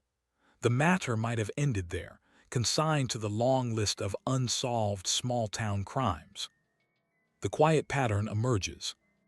Weeks passed and the burglary faded from town gossip. Then, in December, a suspicious money order appeared in Boston. It bore the stamp of the Newmarket Post Office, dated just after the burglary. The payee was fictitious, the signature crude, but the form itself was authentic, one of the missing blanks.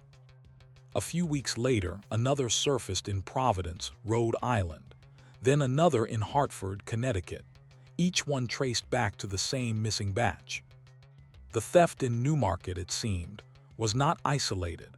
Someone had taken those forms and was slowly feeding them into circulation, caching them in different cities, far from the quiet New Hampshire town where they originated. Investigators step in. When multiple fraudulent money orders crossed state lines, the case moved from local police to the U.S. postal inspectors. Unlike small-town officers, postal inspectors had jurisdiction and expertise in exactly this kind of crime. They treated money orders as financial instruments, akin to checks, and fraud against them was considered a federal offense. Inspector James "Jim" Farley, a veteran of 20 years, was assigned to the case. He was methodical, patient, and had seen dozens of small frauds spiral into larger conspiracies. To him, the Newmarket burglary wasn't about the $47 in cash, it was about the potential of a forgery ring quietly siphoning money across New England. Farley began tracing the forged orders. Each one had been cashed for small amounts, usually between $10 and $40 at local shops, taverns, and grocery stores. The amounts were deliberately modest, small enough not to attract immediate attention. The forgers understood psychology. A shopkeeper would think twice about cashing a $300 order from a stranger, but $20 seemed safe. A spiderweb of fraud. By February 1952, inspectors identified more than 60 forged orders linked back to Newmarket. They began to notice a pattern. The orders were clustered in working-class neighborhoods, especially in cities with transient populations. Taverns and small grocers, desperate for cash customers, rarely questioned the authenticity of the slips. Farley suspected the operation wasn't random. It required distribution, planning, and a steady hand at forgery. These weren't opportunistic burglars, they were organized criminals exploiting the anonymity of the post-war economy. He also noticed the forgers' caution. Instead of flooding one city, they spread the orders thinly across multiple states. That made it harder for local police to connect the dots unless, of course, someone like Farley was watching the entire region. The first break. The breakthrough came in Worcester, Massachusetts, when a bartender grew suspicious of a man trying to cash an order. The signature looked shaky, and the man appeared nervous. The bartender stalled, claiming he needed to check with his boss, and quietly called police. The man bolted but was caught 2 blocks away. His name was Raymond Ray Boudreaux, a drifter with a history of petty theft. In his pockets, inspectors found 3 more blank money orders from the Newmarket batch. Under questioning, Boudreaux admitted little. He claimed he had bought the orders from a man in a tavern in Lowell. He insisted he didn't know the burglary's mastermind. Still, his arrest confirmed what Farley suspected. The stolen orders had been distributed through a chain of small-time criminals, each one cashing or selling them down the line. The bigger question. The arrest of Boudreaux solved part of the puzzle but left bigger questions unanswered. Who had actually broken into the Newmarket post office? Who was supplying the blanks to men like Boudreaux? And how far did the network stretch? The postal inspectors faced a frustrating truth. Every forged order they uncovered hinted at dozens more still in circulation. The damage wasn't just financial, it was reputational. The U.S. Postal Service depended on trust, and if storekeepers or banks lost faith in the integrity of money orders, the entire system could crumble. A town unaware. Back in Newmarket, townsfolk remained largely oblivious. They talked more about the mill closing and the latest high school football game than about the old burglary. The postmaster, Samuel Ellis, continued his routines, unaware that his small-town office had become ground zero for a multi-state fraud investigation. The irony was sharp. What seemed like a minor burglary had rippled outward, becoming part of a much larger story of post-war crime. The unresolved ending. By spring of 1952, investigators had linked the Newmarket burglary to a web of fraud across New England, but the real organizers remained hidden. Who had planned the burglary? Who was forging the signatures so consistently? And how many more blank orders were still unaccounted for? The small-town crime was no longer small.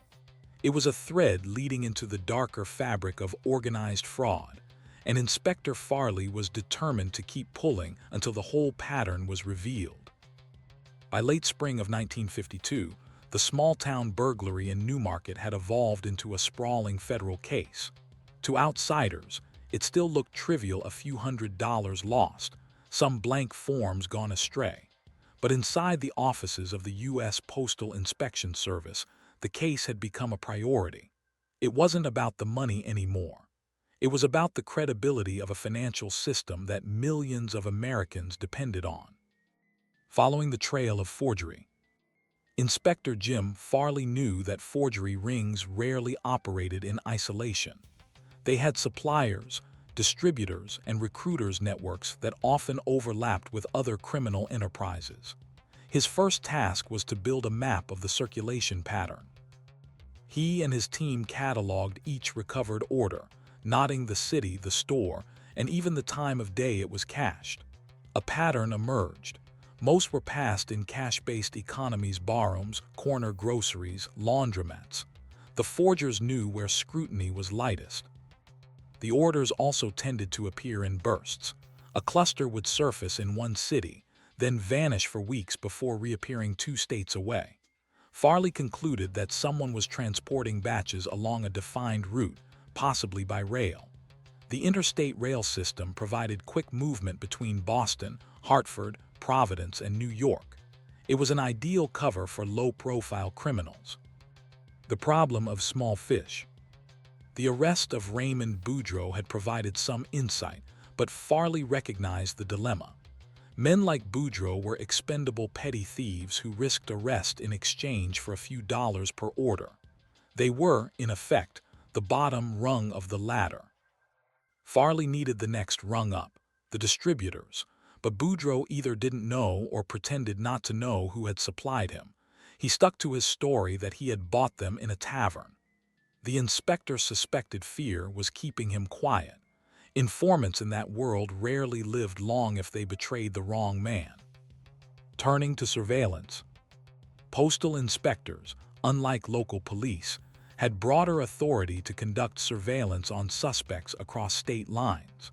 Farley began placing undercover agents in the neighborhoods where forged orders had surfaced most frequently. In Providence, one inspector posed as a factory worker frequenting a tavern known for gambling. In Boston, another mingled with dock workers, listening for rumors of easy money. These were patient assignments, requiring weeks of quiet observation, but they paid off. By midsummer, informants pointed to a name: Charles "Charlie" Vickers, a career criminal with ties to both petty theft and organized fencing operations. Vickers had a reputation for distributing counterfeit ration coupons during World War II. The scam had earned him prison time, but on release, he returned to the same circles. If anyone had the connections to distribute stolen money orders, it was Vickers. Vickers, the middleman. Farley pulled Vickers' file. It was thick, filled with arrests for forgery, larceny, and fraud. What struck Farley wasn't the crimes themselves, but the consistency. Vickers always operated in schemes that required paperwork. He wasn't a safecracker or a burglar, he was a facilitator. Vickers had no known job but seemed to live comfortably. He rented an apartment in Cambridge, drove a late-model Chevrolet, and was often seen at boxing matches and taverns, flashing cash. Surveillance confirmed that he traveled frequently by rail, often disappearing for days before resurfacing in another city. The inspector began to believe that Vickers wasn't just a distributor, he was the hub of the entire operation. But proving it would be another matter. The forger behind the curtain. One question haunted investigators: who was doing the actual forgery? The handwriting on the fraudulent orders was neat, deliberate, and consistent. It wasn't the sloppy work of amateurs. Someone with skill, possibly even professional training, was producing the signatures. Farley speculated that the forger might be a former clerk or postal worker, someone familiar with the format and appearance of legitimate orders. If true, it would mean the scheme wasn't just opportunistic theft. It was a deliberate exploitation of insider knowledge. The possibility disturbed him. It suggested that the Newmarket burglary might have been orchestrated with precision, not by random burglars, but by criminals who knew exactly what to take. Closing in. By autumn 1952, the investigation had reached a turning point. Inspectors had identified more than 200 fraudulent orders linked to the Newmarket theft. Losses exceeded $5,000, a significant sum at the time. With Vickers under surveillance, Farley sought to connect him directly to the forgeries. The break came when an informant in Hartford reported that Vickers had tried to recruit him to pass orders in exchange for a commission. The informant described the orders in detail, and when inspectors showed him recovered samples, he confirmed the resemblance. This was enough for a federal judge to authorize wiretaps on Vickers' known associates. Though crude by modern standards, 1950s wiretaps were a powerful tool, often catching criminals in unguarded conversation. The recordings revealed Vickers boasting about a line on paper that'll spend anywhere. Though he never mentioned Newmarket directly, the implication was clear. He was moving stolen blanks. A daring sting. Farley devised a sting operation. An undercover inspector approached Vickers through a mutual acquaintance, posing as a bartender looking to supplement his income. The inspector claimed he could pass small orders without trouble. Vickers took the bait. Within weeks, he provided the inspector with 3 forged orders, instructing him to cash them in Worcester. The inspector complied under controlled conditions and turned over both the forged slips and marked bills used in the transaction. It was the first direct evidence linking Vickers to the distribution of Newmarket's stolen orders. But still the missing link. The sting proved Vickers' role as distributor, but it didn't answer the bigger mystery: who had stolen the blanks in the first place? Nor did it identify the skilled hand producing the signatures. Vickers was slippery. Even if arrested, he could claim ignorance, say he didn't know the orders were stolen, that he himself was duped. Farley needed something stronger, a chain of evidence leading from the Newmarket burglary straight to Vickers' operation. And that, in the autumn of 1952, remained elusive. The pressure mounts. Meanwhile, fraudulent orders continued to surface, though in smaller numbers. Farley worried that the criminals were getting spooked, slowing their operation, or preparing to vanish entirely. Worse, there was political pressure. Senators had begun asking questions about postal fraud, eager to use it as evidence of lax enforcement. Farley knew he was running out of time. If he didn't close the loop soon, the case might collapse into another unsolved file, its lessons forgotten. The inspector sat in his Boston office one chilly November evening, reviewing files. Somewhere in the stack of reports, clusters of cached orders, fragments of testimony, surveillance notes was the thread that would tie it all together. The burglary had seemed so small, so forgettable, but now it was the key to a web of fraud stretching across New England. And still unanswered was the question: who had known enough, bold enough, to target a sleepy New Hampshire post office for something far more valuable than cash? By late 1952, Inspector Jim Farley and his team had built a convincing case against Charles "Charlie" Vickers as the distributor of forged money orders. But the real culprits, the men who had broken into the Newmarket post office and stolen the blanks, remained in the shadows.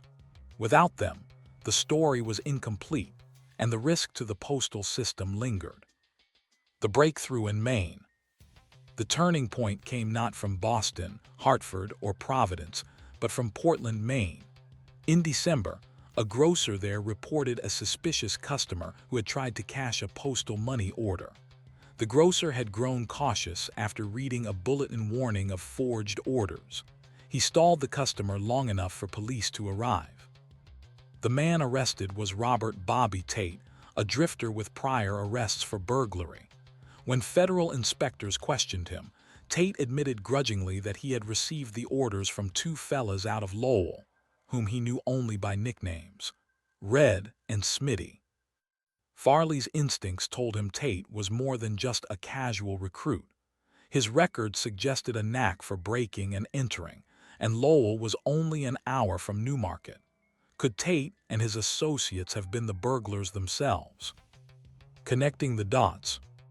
Digging deeper, Farley learned that Tate had indeed been in southern New Hampshire in early 1952. Hotel records placed him in Exeter, just 10 miles from Newmarket, 2 nights before the burglary. Even more telling, one of his known associates, James "Red" Mallory, was a lockpick by trade. Farley began piecing together a hypothesis. Mallory and Tate had burgled the Newmarket post office, stealing the money orders. Unsure how to profit directly, They had turned to a distributor Vickers who had the contacts to move the paper.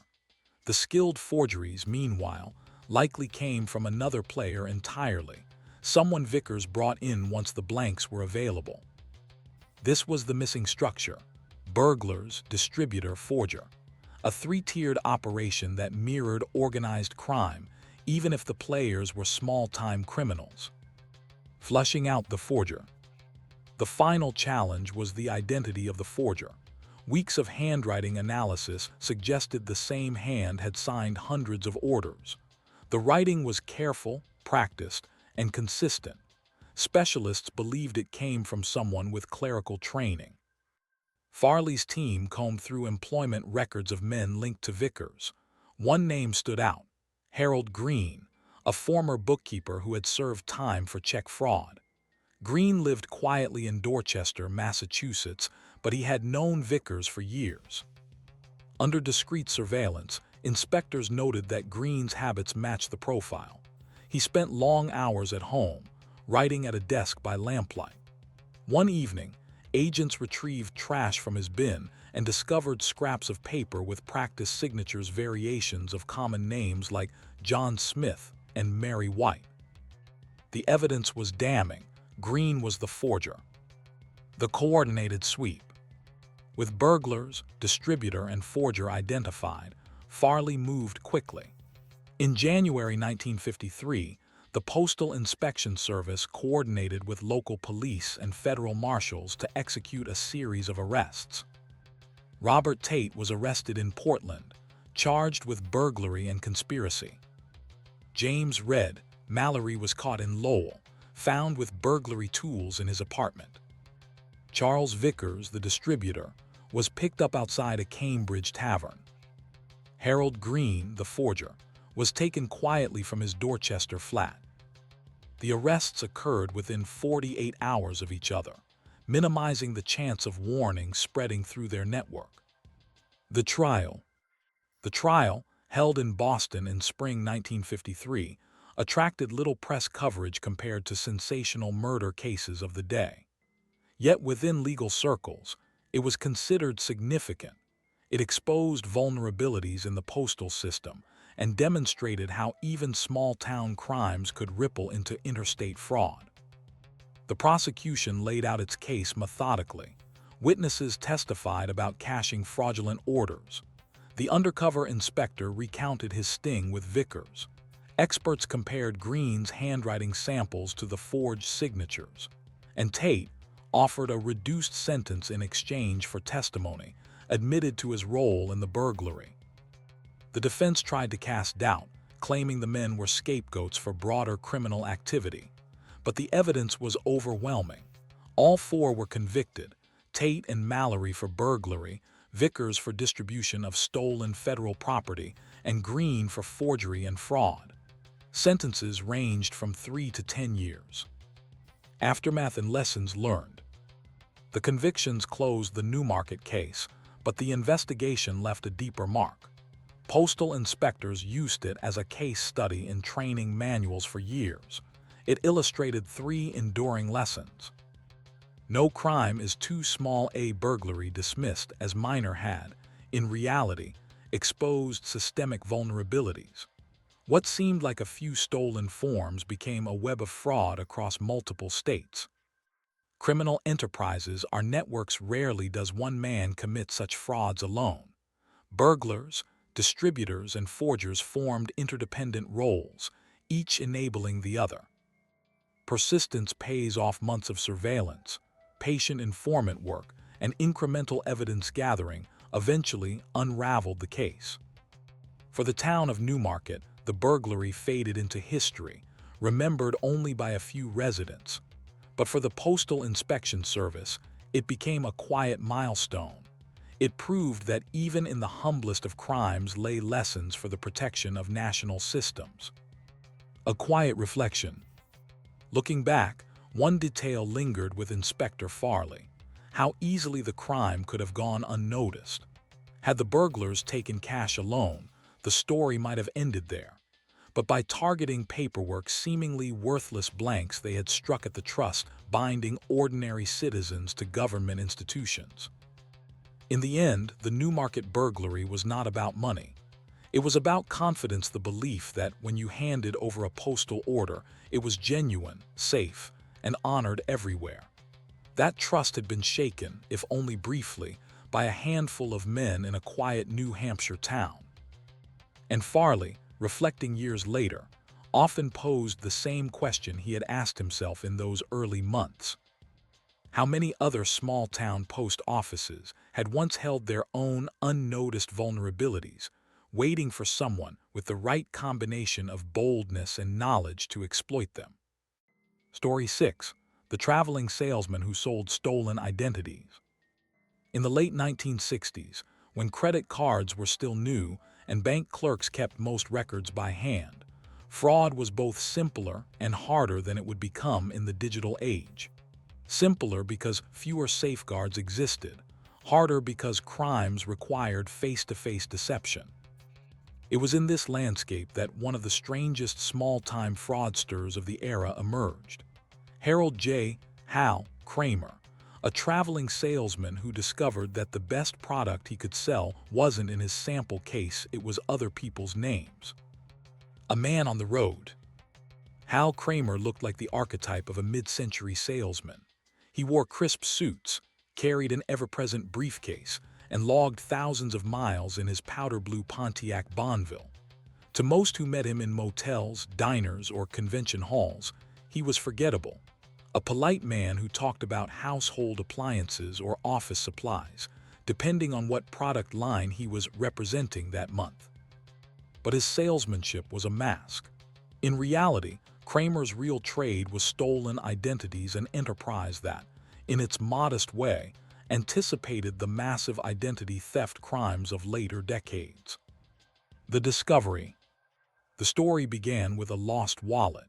In 1966, while staying at a motel outside Indianapolis, Kramer claimed to have found another guest's wallet left in a phone booth.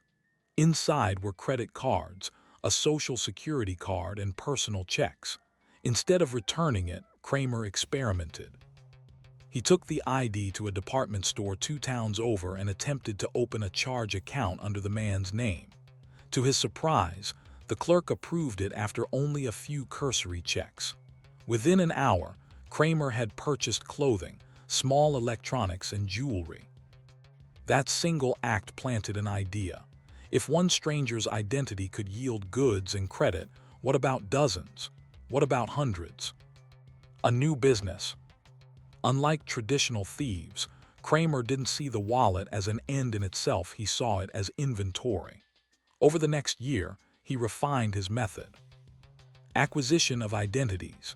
Kramer prowled bus depots, hotel lobbies, and libraries, looking for unattended wallets, checkbooks, or forgotten application forms. He also befriended low-level clerks in banks and motor vehicle offices, bribing them to quietly copy personal information from records. Replication. Using stolen names and social security numbers, Kramer applied for credit cards, small loans, and department store accounts.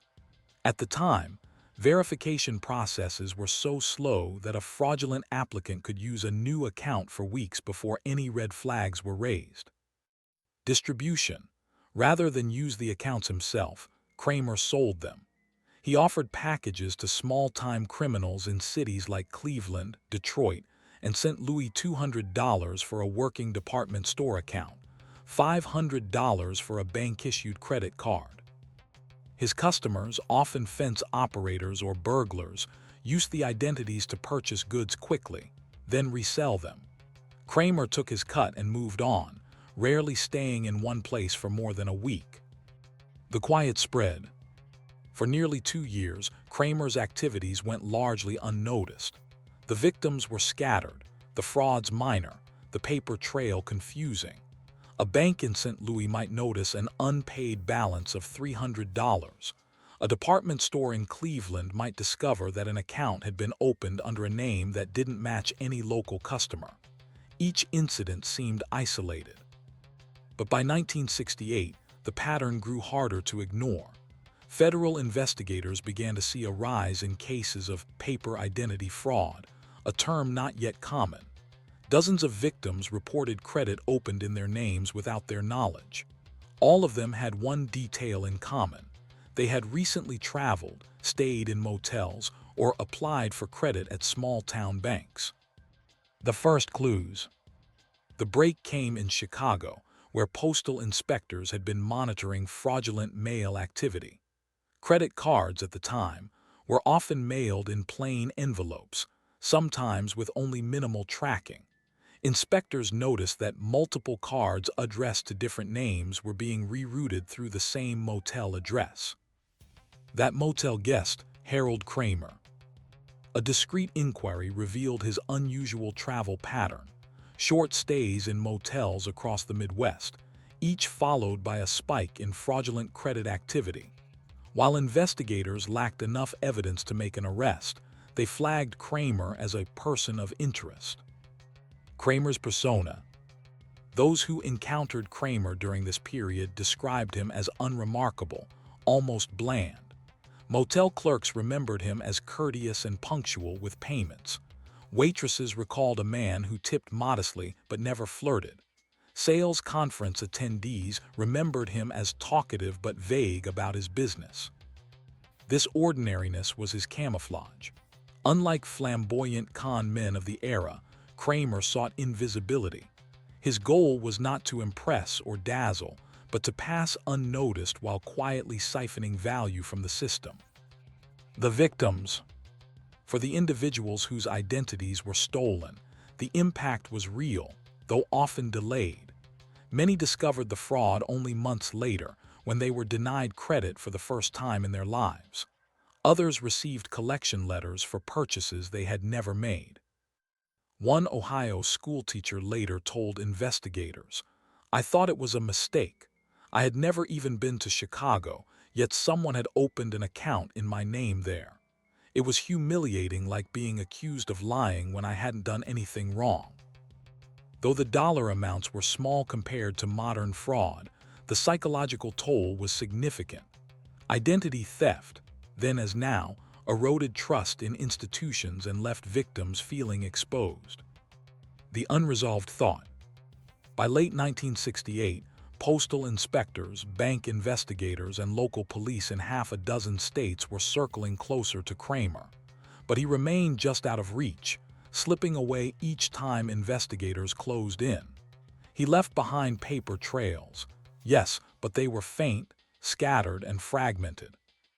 What no one yet knew was how widespread his operation had become, or how many stolen names had passed through his briefcase. The question lingered: how could one quiet salesman stay a step ahead of so many investigators, all while trafficking in the most intimate possession of a person, their identity? By early 1969, Harold "Hal" Kramer had become something of a ghost in the Midwest. His sales routes were unpredictable, his aliases fluid, and his methods elusive. To investigators, he was more myth than man, a traveler who left in his wake a trail of phantom accounts, unpaid balances, and confused victims. But like all ghosts, Kramer eventually cast a shadow too long to ignore. The investigative net. The first to tighten the net were the U.S. postal inspectors. In an age before electronic tracking, they relied on patterns in the mail. One inspector, a meticulous agent named Frank Kavanaugh, noticed that multiple fraudulent credit cards were being routed to temporary addresses, P.O. boxes, motel forwarding services, and even care of arrangements at local bars. When he plotted the addresses on a map, a strange pattern emerged. They traced the rough shape of Kramer's travel circuit: Indianapolis, Dayton, Toledo, Detroit, and back again. Kavanaugh shared his findings with bank security officers, who in turn discovered another pattern. Applications submitted under different names often had the same quirks: identical handwriting on signature lines, the same misspelled city name, Cincinnati, the same choice of reference contacts who never seemed to exist. The question was no longer if there was a single culprit, it was who. Kramer's evolution. Meanwhile, Kramer refined his trade. He began to carry forged driver's licenses, crudely laminated with motel room irons and plastic sheets. He used different wigs, glasses, and even false mustaches, creating just enough variation to avoid casual detection. But the real innovation came in how he sold the identities. Instead of making purchases himself, which exposed him to risk, Kramer developed a network of low-level buyers. For a flat fee, they purchased the stolen identities and accounts from him, then resold merchandise on the gray market. Kramer compared himself to a wholesaler. "I just provide the raw material." His customers included fence operators in Cleveland, car lot hustlers in Detroit, and even a handful of gamblers in St. Louis. They valued Kramer's reliability. "If Hal said a card would work, it worked," one later confessed. The victims speak. But as Kramer expanded, the collateral damage grew. Ordinary Americans began receiving collection notices for items they had never purchased: radios, televisions, tires. Some discovered that their credit was ruined just as they needed loans for houses or cars. Newspapers began running human interest stories about the mysterious wave of fraud. One Cleveland headline read, "Who is using your name?" Victims expressed outrage and bewilderment.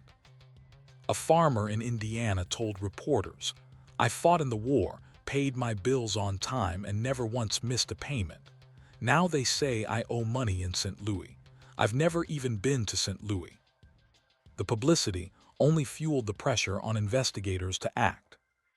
The close call in Detroit. In the spring of 1969, Kramer came dangerously close to exposure. He was staying at a motel outside Detroit when two postal inspectors, tipped off about a suspicious mail forwarding request, decided to stake out the property. Kramer, unaware of the surveillance, approached the front desk to pick up an envelope. But something, perhaps a sense of being watched, or perhaps sheer instinct, made him hesitate. Instead of signing for the envelope, he turned casually, walked back to his car, and drove off. When inspectors later opened the abandoned envelope, they found two newly issued credit cards, both in stolen names. It was the strongest physical evidence yet linking Kramer to the fraud, but once again, he had slipped away. Investigators close in. The breakthrough finally came not from federal authorities but from a sharp-eyed bank clerk in Toledo. She had processed dozens of credit applications in her career, but one caught her attention. The handwriting looked familiar. On a hunch, she checked back through older applications and found three others with the same telltale strokes on the R in Kramer. Suspicious, she alerted her supervisor, who passed the information to investigators. Within weeks, a composite sketch of the suspect began to circulate among banks and law enforcement offices. The sketch showed an unremarkable man with thinning hair and glasses, exactly the kind of face one might overlook in a crowd. But for investigators, it was the first concrete step toward giving the ghost a name. Kramer's misstep. By the summer of 1969, Kramer was feeling the heat. He knew investigators were closing in, but he underestimated how far the net had spread. He decided to push into new territory, trying his luck in smaller southern towns where credit checks were even looser. In Memphis, he attempted to open a store account under yet another stolen name. But the clerk, newly trained to spot irregularities, grew suspicious and stalled the process while quietly signaling her manager. Kramer left the store before police arrived, but not before leaving behind handwriting and a fake address breadcrumbs investigators quickly seized upon. The trail was narrowing. The psychological edge. What made Kramer so elusive was not brilliance but psychology. He was forgettable by design, never flashy, never greedy, never violent. He took small amounts, spread thin across many jurisdictions, making each case appear too minor for heavy pursuit. But what investigators began to realize was that, taken together, Kramer's frauds represented something larger. The first systematic identity theft operation of its kind in the region. By autumn 1969, his name, or at least his face, was known to nearly every postal inspector and bank investigator in the Midwest. His days as an invisible salesman were numbered. The unresolved thought. Yet as investigators closed in, a haunting question remained. How many identities had already passed through Kramer's hands? 50? 100? 1,000? No one could be sure. Each name, each social security number, each line of ink on a fraudulent form represented not just a crime, but a stolen piece of someone's life. And when Kramer was finally caught, investigators would learn something even more troubling. Many of those stolen identities had already been resold, scattered into criminal networks far beyond his reach. The salesman might soon be stopped, but what of the names he had already sold? The lives already entangled in fraud. By late 1969, Harold Hal Kramer was no longer a rumor whispered among bank clerks. He was a name, a face, and a priority target. Investigators from multiple agencies, postal inspectors, bank security teams, and even the fledgling credit bureaus were all circling the same man. What had begun as a series of scattered complaints about fraudulent charges was now recognized as something unprecedented. A coordinated, traveling fraud enterprise built on stolen identities. The final pursuit. The break came in St. Louis. Kramer had checked into a modest roadside motel under yet another alias, carrying with him forged identification and a suitcase of freshly issued credit cards. He had grown comfortable in his routines. Arrive, set up a P.O. box, collect mail, sell identities to contacts, and vanish within weeks. But this time, his luck ran out. Investigators had tracked his trail from Memphis through a series of irregular applications, handwriting samples, and post office surveillance. When a P.O. box in St. Louis was rented with the same false reference address that had appeared months earlier in Toledo, inspectors set up a trap. On a gray afternoon in December 1969, Kramer approached the post office counter to retrieve his mail. He signed the receipt with his usual careless flourish. The inspectors, waiting nearby, moved in quietly. Unlike in Detroit, there was no moment of instinct, no last-minute escape. Kramer froze, eyes wide, as the inspectors closed around him. For years, he had drifted through towns like a ghost. Now, at last, he was caught. The evidence unfolds. When agents opened his suitcase, they found what one inspector later called a traveling fraud kit. Inside were dozens of forged driver's licenses, some with Kramer's photo, others blank. Stacks of credit applications, partially completed. More than 40 active credit cards, each in a different name. Typed lists of social security numbers, harvested from stolen mail. A set of wigs, glasses, and even adhesive mustaches. The scale stunned investigators. They had suspected one man running scattered frauds. What they found instead was a mobile identity theft factory. The trial. Kramer's arrest made headlines, though his story was overshadowed by larger national news in an era of protests, assassinations, and the Vietnam War. Still, in the Midwest, papers called him the traveling ghost and the salesman with 100 names. At trial, prosecutors emphasized not only the money stolen, estimated at over $250,000, a staggering figure for the era, but the human toll.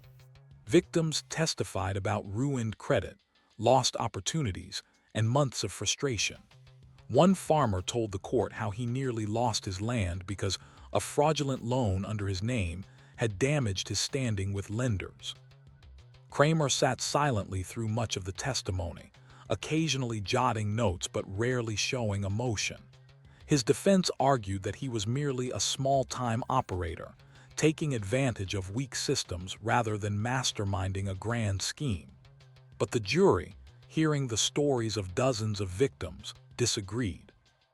In March 1970, Kramer was convicted on multiple counts of mail fraud, forgery, and interstate transportation of stolen property.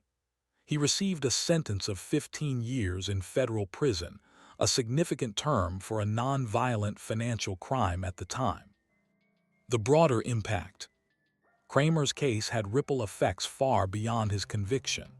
Banks, alarmed by the exposure of systemic weaknesses, began pushing for tighter safeguards on credit issuance. The case spurred the adoption of more rigorous identity verification procedures, including phone checks with employers and reference verification.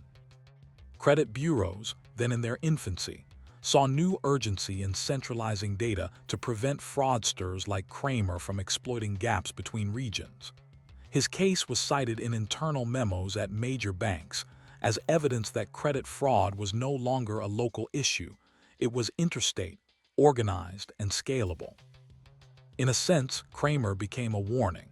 If one ordinary salesman with forged IDs and a suitcase could cause this much damage, what might larger, more sophisticated criminals accomplish? Kramer in prison. Prison records show that Kramer served just over 11 years before being paroled in the early 1980s. By then, the world of credit had changed. Electronic verification was expanding, banks had begun cooperating across state lines, and the simple paper-based frauds of the 1960s were harder to replicate. Some reports suggest Kramer tried to live quietly under his own name after release, working odd jobs and staying out of trouble. But for investigators, his case remained a milestone the moment identity theft moved from isolated crime to organized practice. Reflection. Kramer's story is not one of violence or dramatic heists. It is a quieter crime, carried out with pens, forms, and the anonymity of the road. But it is precisely this quietness that makes it unsettling. He didn't steal jewels or cash. He stole names, histories, and reputations. And in doing so, he foreshadowed a future in which stolen identities would become one of the most pervasive forms of crime in America. Today, when millions face credit fraud each year, Kramer's suitcase of stolen names feels less like an oddity of the past and more like a blueprint for what was to come. The unresolved thought. Even after Kramer's conviction, investigators admitted they could never tally the true number of identities he had sold. How many of those names lived on in other criminal networks? How many victims never realized their troubles traced back to a traveling salesman with a suitcase full of lives? That question lingers, unresolved.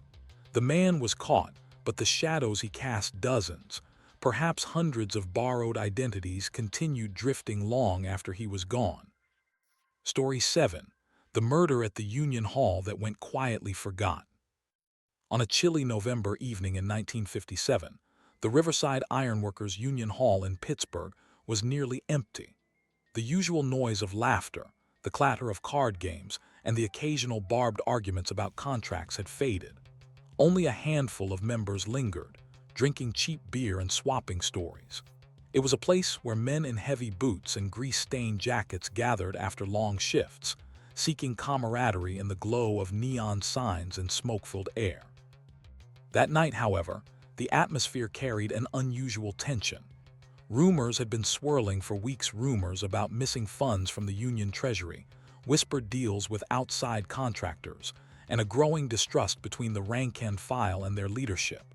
For decades, the union had been both a shield and a shield against exploitative employers, and a target for corruption and organized crime. The story of what happened that night would never make national headlines. It was overshadowed by larger scandals, bigger names, and more dramatic crimes. Yet in its quiet tragedy, the murder at the Riverside Union Hall offers a revealing glimpse into how power, money, and silence can shape a community. The victim. The man at the center of it all was Thomas "Tommy" Maloney, a 43-year-old treasurer of the local union chapter. Maloney had been an ironworker since his teens, the kind of man who carried himself with a quiet pride in the work. Colleagues described him as straight as a beam, honest, careful with the books, and unafraid to speak up when something seemed wrong. But honesty can be a dangerous thing in certain corners of mid-20th century America. Maloney had recently raised concerns about discrepancies in the union's finances. According to his widow, he had told her in private, "There's money missing, and I'm not going to sit quiet about it." His determination to uncover the truth would cost him everything. The scene. On that November evening, Maloney was last seen alive leaving the small office at the back of the hall. He carried a ledger tucked under his arm, the kind that contained handwritten records of dues, expenses, and payments. Witnesses recalled him saying, "These numbers don't add up. Somebody's going to have to explain." Moments later, a loud thud echoed from the hallway. When fellow members rushed to look, they found Maloney collapsed near the stairwell. Blood pooled beneath his head. The ledger had slipped from his hand, pages fluttering open across the floor. At first glance, it appeared to be a fall, but closer inspection revealed the truth: a blunt force trauma to the back of the skull, delivered by something heavy, deliberate, and deadly. The investigation begins. The Pittsburgh police arrived within minutes, summoned by frantic calls. Detectives quickly concluded that this was no accident. The blow had been too precise, the angle too unnatural. Maloney had been struck, not fallen. Yet, even in the earliest hours of the investigation, problems emerged. Witnesses contradicted each other about who had been near the office. Some claimed they saw no one enter after Maloney. Others insisted there were heated voices just before the fatal moment. And then there was the matter of the ledger.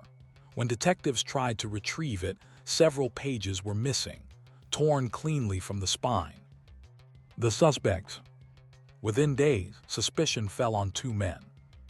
Joseph "Joe" Carlin, the union president, a charismatic leader with a reputation for cutting deals that blurred the line between negotiation and collusion.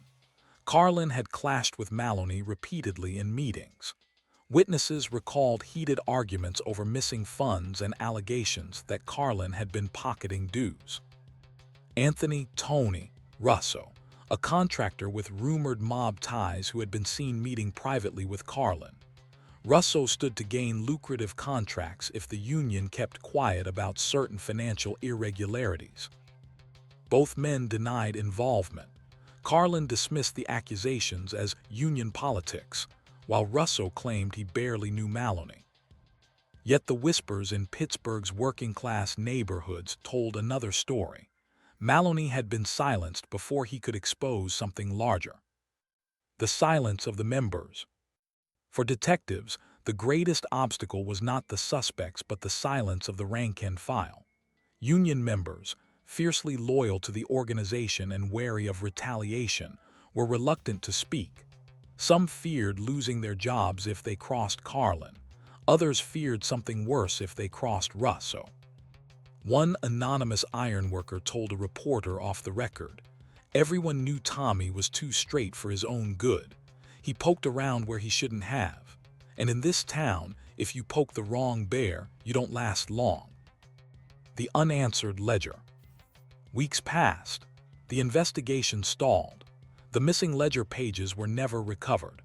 Rumors spread that they contained proof of embezzlement and kickbacks, proof that could have ended careers, or worse, exposed links between the union and organized crime. Without the ledger, the case rested on circumstantial evidence and reluctant witnesses. The district attorney hesitated to press charges without stronger proof.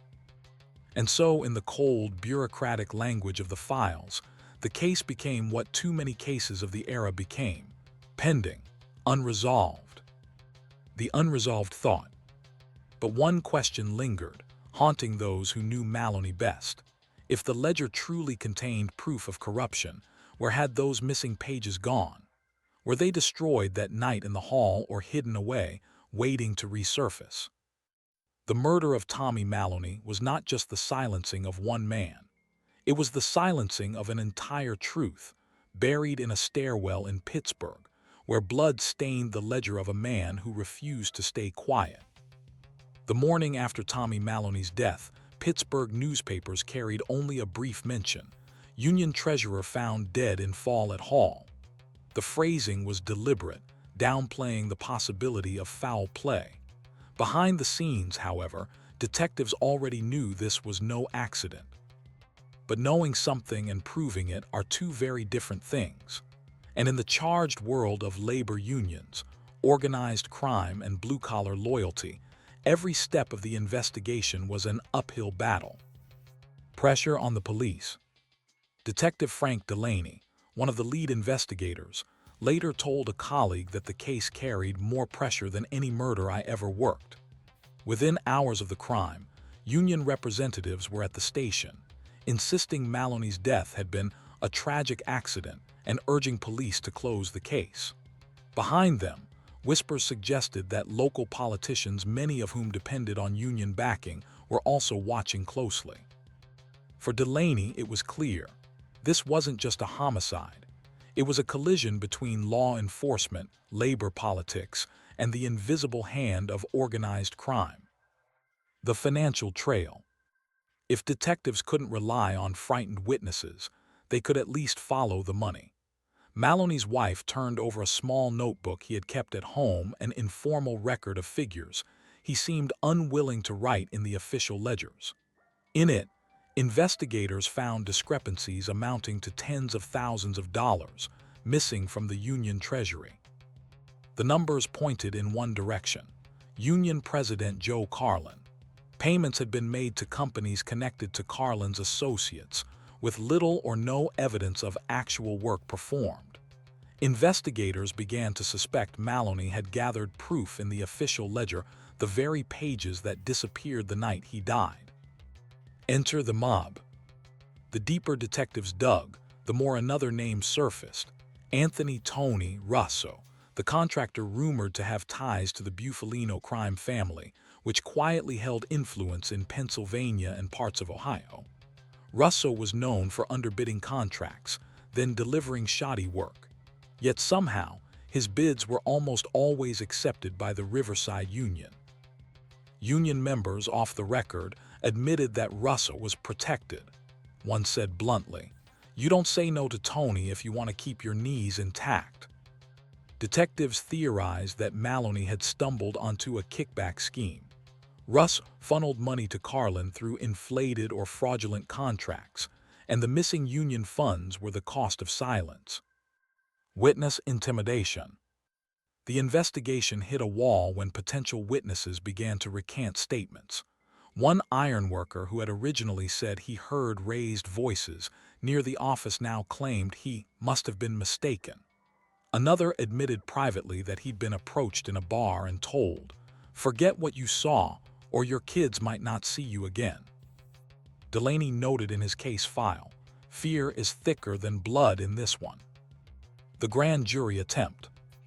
In early 1958, the district attorney convened a grand jury to investigate Maloney's death and the union finances. But without the missing ledger pages, the case was circumstantial. Carlin testified, defiant and polished, portraying himself as a victim of baseless accusations. Russo, meanwhile, denied ever meeting Maloney outside of official business. Several union members who had privately expressed doubts about Carlin suddenly reversed course on the stand, praising his leadership and claiming ignorance of any wrongdoing. The grand jury issued no indictments. Maloney's death remained officially unsolved. The Maloney family. For Maloney's widow, Margaret, the outcome was devastating. Left with 3 children, she struggled not only with grief, but also with the lingering suspicion that the men responsible for her husband's death continued to prosper openly. Friends recalled her bitterness. Tommy died for doing the right thing, and nobody cared enough to stand up for him. She kept pressing detectives, calling the station weekly for updates, but the file grew colder with each passing month. A union divided. Inside the Riverside Ironworkers, Maloney's death deepened existing fractures. Some members believed Carlin had sold them out, trading their dues and integrity for mob protection. Others argued that Carlin's leadership ensured steady work and better contracts, even if the cost was a little corruption. By the early 1960s, whispers of discontent grew louder. Younger members, inspired by national movements against corruption, began questioning the leadership more openly. But fear still silenced most. The memory of Maloney served as a warning: speak too loudly and you might end up like him. Rumors of the missing ledger pages. The missing ledger pages became a kind of ghost story. Some claimed they were burned the night of the murder. Others swore they were hidden in Carlin's office or passed to Russo as proof of loyalty. Decades later, retired investigators admitted that the truth might never have been known. One rumor persisted into the 1970s, that a set of photocopies rare in the 1950s but not impossible had been made by Maloney and hidden away. Whether true or not, the idea of surviving evidence haunted both investigators and union members alike. The unresolved thought. As the years passed, the murder faded from headlines, but in the smoky bars and union halls of Pittsburgh, the story lived on. Men would lower their voices and say, "Remember what happened to Tommy if you ever think about asking too many questions." And that silence raises its own haunting question. Was Maloney's death ever truly about money, or was it about sending a message that no one should ever dare challenge the quiet, unseen power behind the union's walls?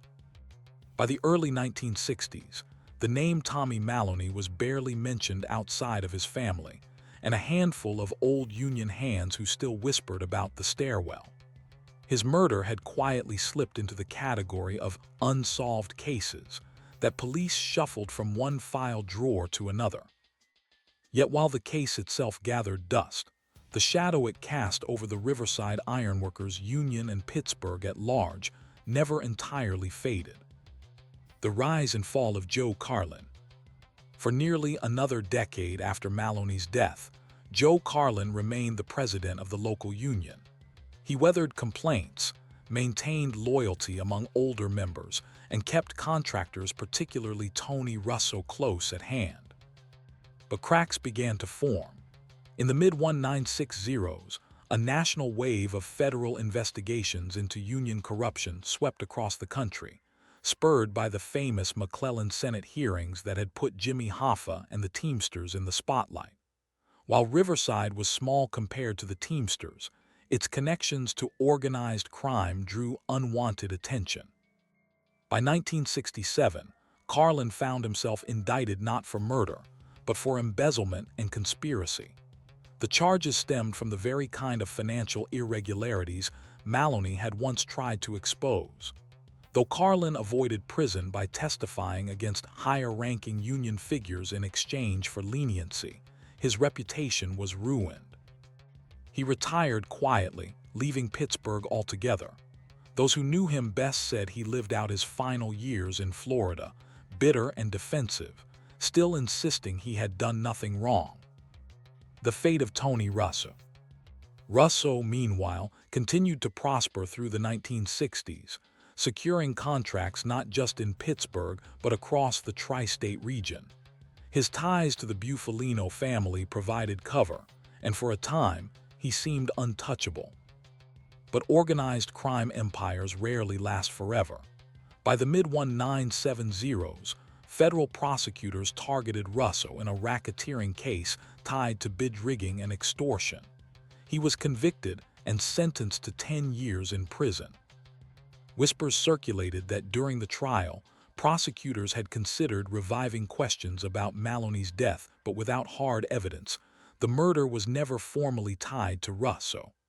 In the end, he served his time for financial crimes, not for the life taken in the Union Hall stairwell. The Maloney family's struggle. For Margaret Maloney and her children, the decades after Tommy's death were marked by quiet resilience. She worked odd jobs to support the family, refusing to remarry, saying, "Tommy's story isn't finished." Her eldest son, Sean, joined the ironworkers himself in the 1970s, determined to honor his father's memory. But he soon found the same culture of silence. One evening, after raising concerns about unsafe work practices, an older member pulled him aside and said, "Your father was a good man, but don't make the same mistake he did. Keep your head down." Sean left the Union within a year. For the Maloney family, the crime was never just an unsolved case. It was a wound that never properly healed, a reminder of how truth can be buried deeper than any coffin. A case revisited. In the early 1980s, a new generation of detectives re-examined cold cases in Pittsburgh. Maloney's file was briefly reopened, largely due to lingering suspicions from retired Detective Frank Delaney, who by then was in his 70s. Delaney urged investigators to track down rumors of the missing ledger pages. He believed they might still exist, tucked away in someone's attic or safe deposit box. But despite months of interviews and archival digging, nothing surfaced.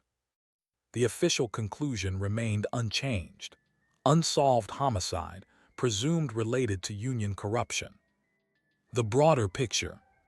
What made Maloney's story so haunting wasn't only that it remained unsolved, but that it reflected a pattern repeated across mid-century America. Ordinary men caught in the crossfire between labor, crime, and power. The Riverside ironworkers were far from unique. Across the Rust Belt, unions that had once served as shields for working men were increasingly entangled with organized crime. Those who resisted were often silenced, sometimes through intimidation, sometimes through violence. Maloney's death became a symbol, albeit a quiet one, of the dangers of honesty in a system where silence was rewarded and courage could be fatal. Reflection on impact. In the decades since, the murder has become little more than a footnote in Union history books, overshadowed by larger scandals involving the Teamsters, the Mafia, and national corruption trials. Yet for those who still remember, it stands as a cautionary tale. For investigators, it underscored the limits of justice when fear and corruption close ranks. For communities, it revealed the hidden costs of looking the other way in exchange for steady work. For families, it showed how a single act of violence can ripple through generations. Maloney's name never became famous, but in some ways, that anonymity makes his story more telling. He was not a celebrity, not a national figure, but an ordinary man whose insistence on honesty clashed fatally with a world built on compromise.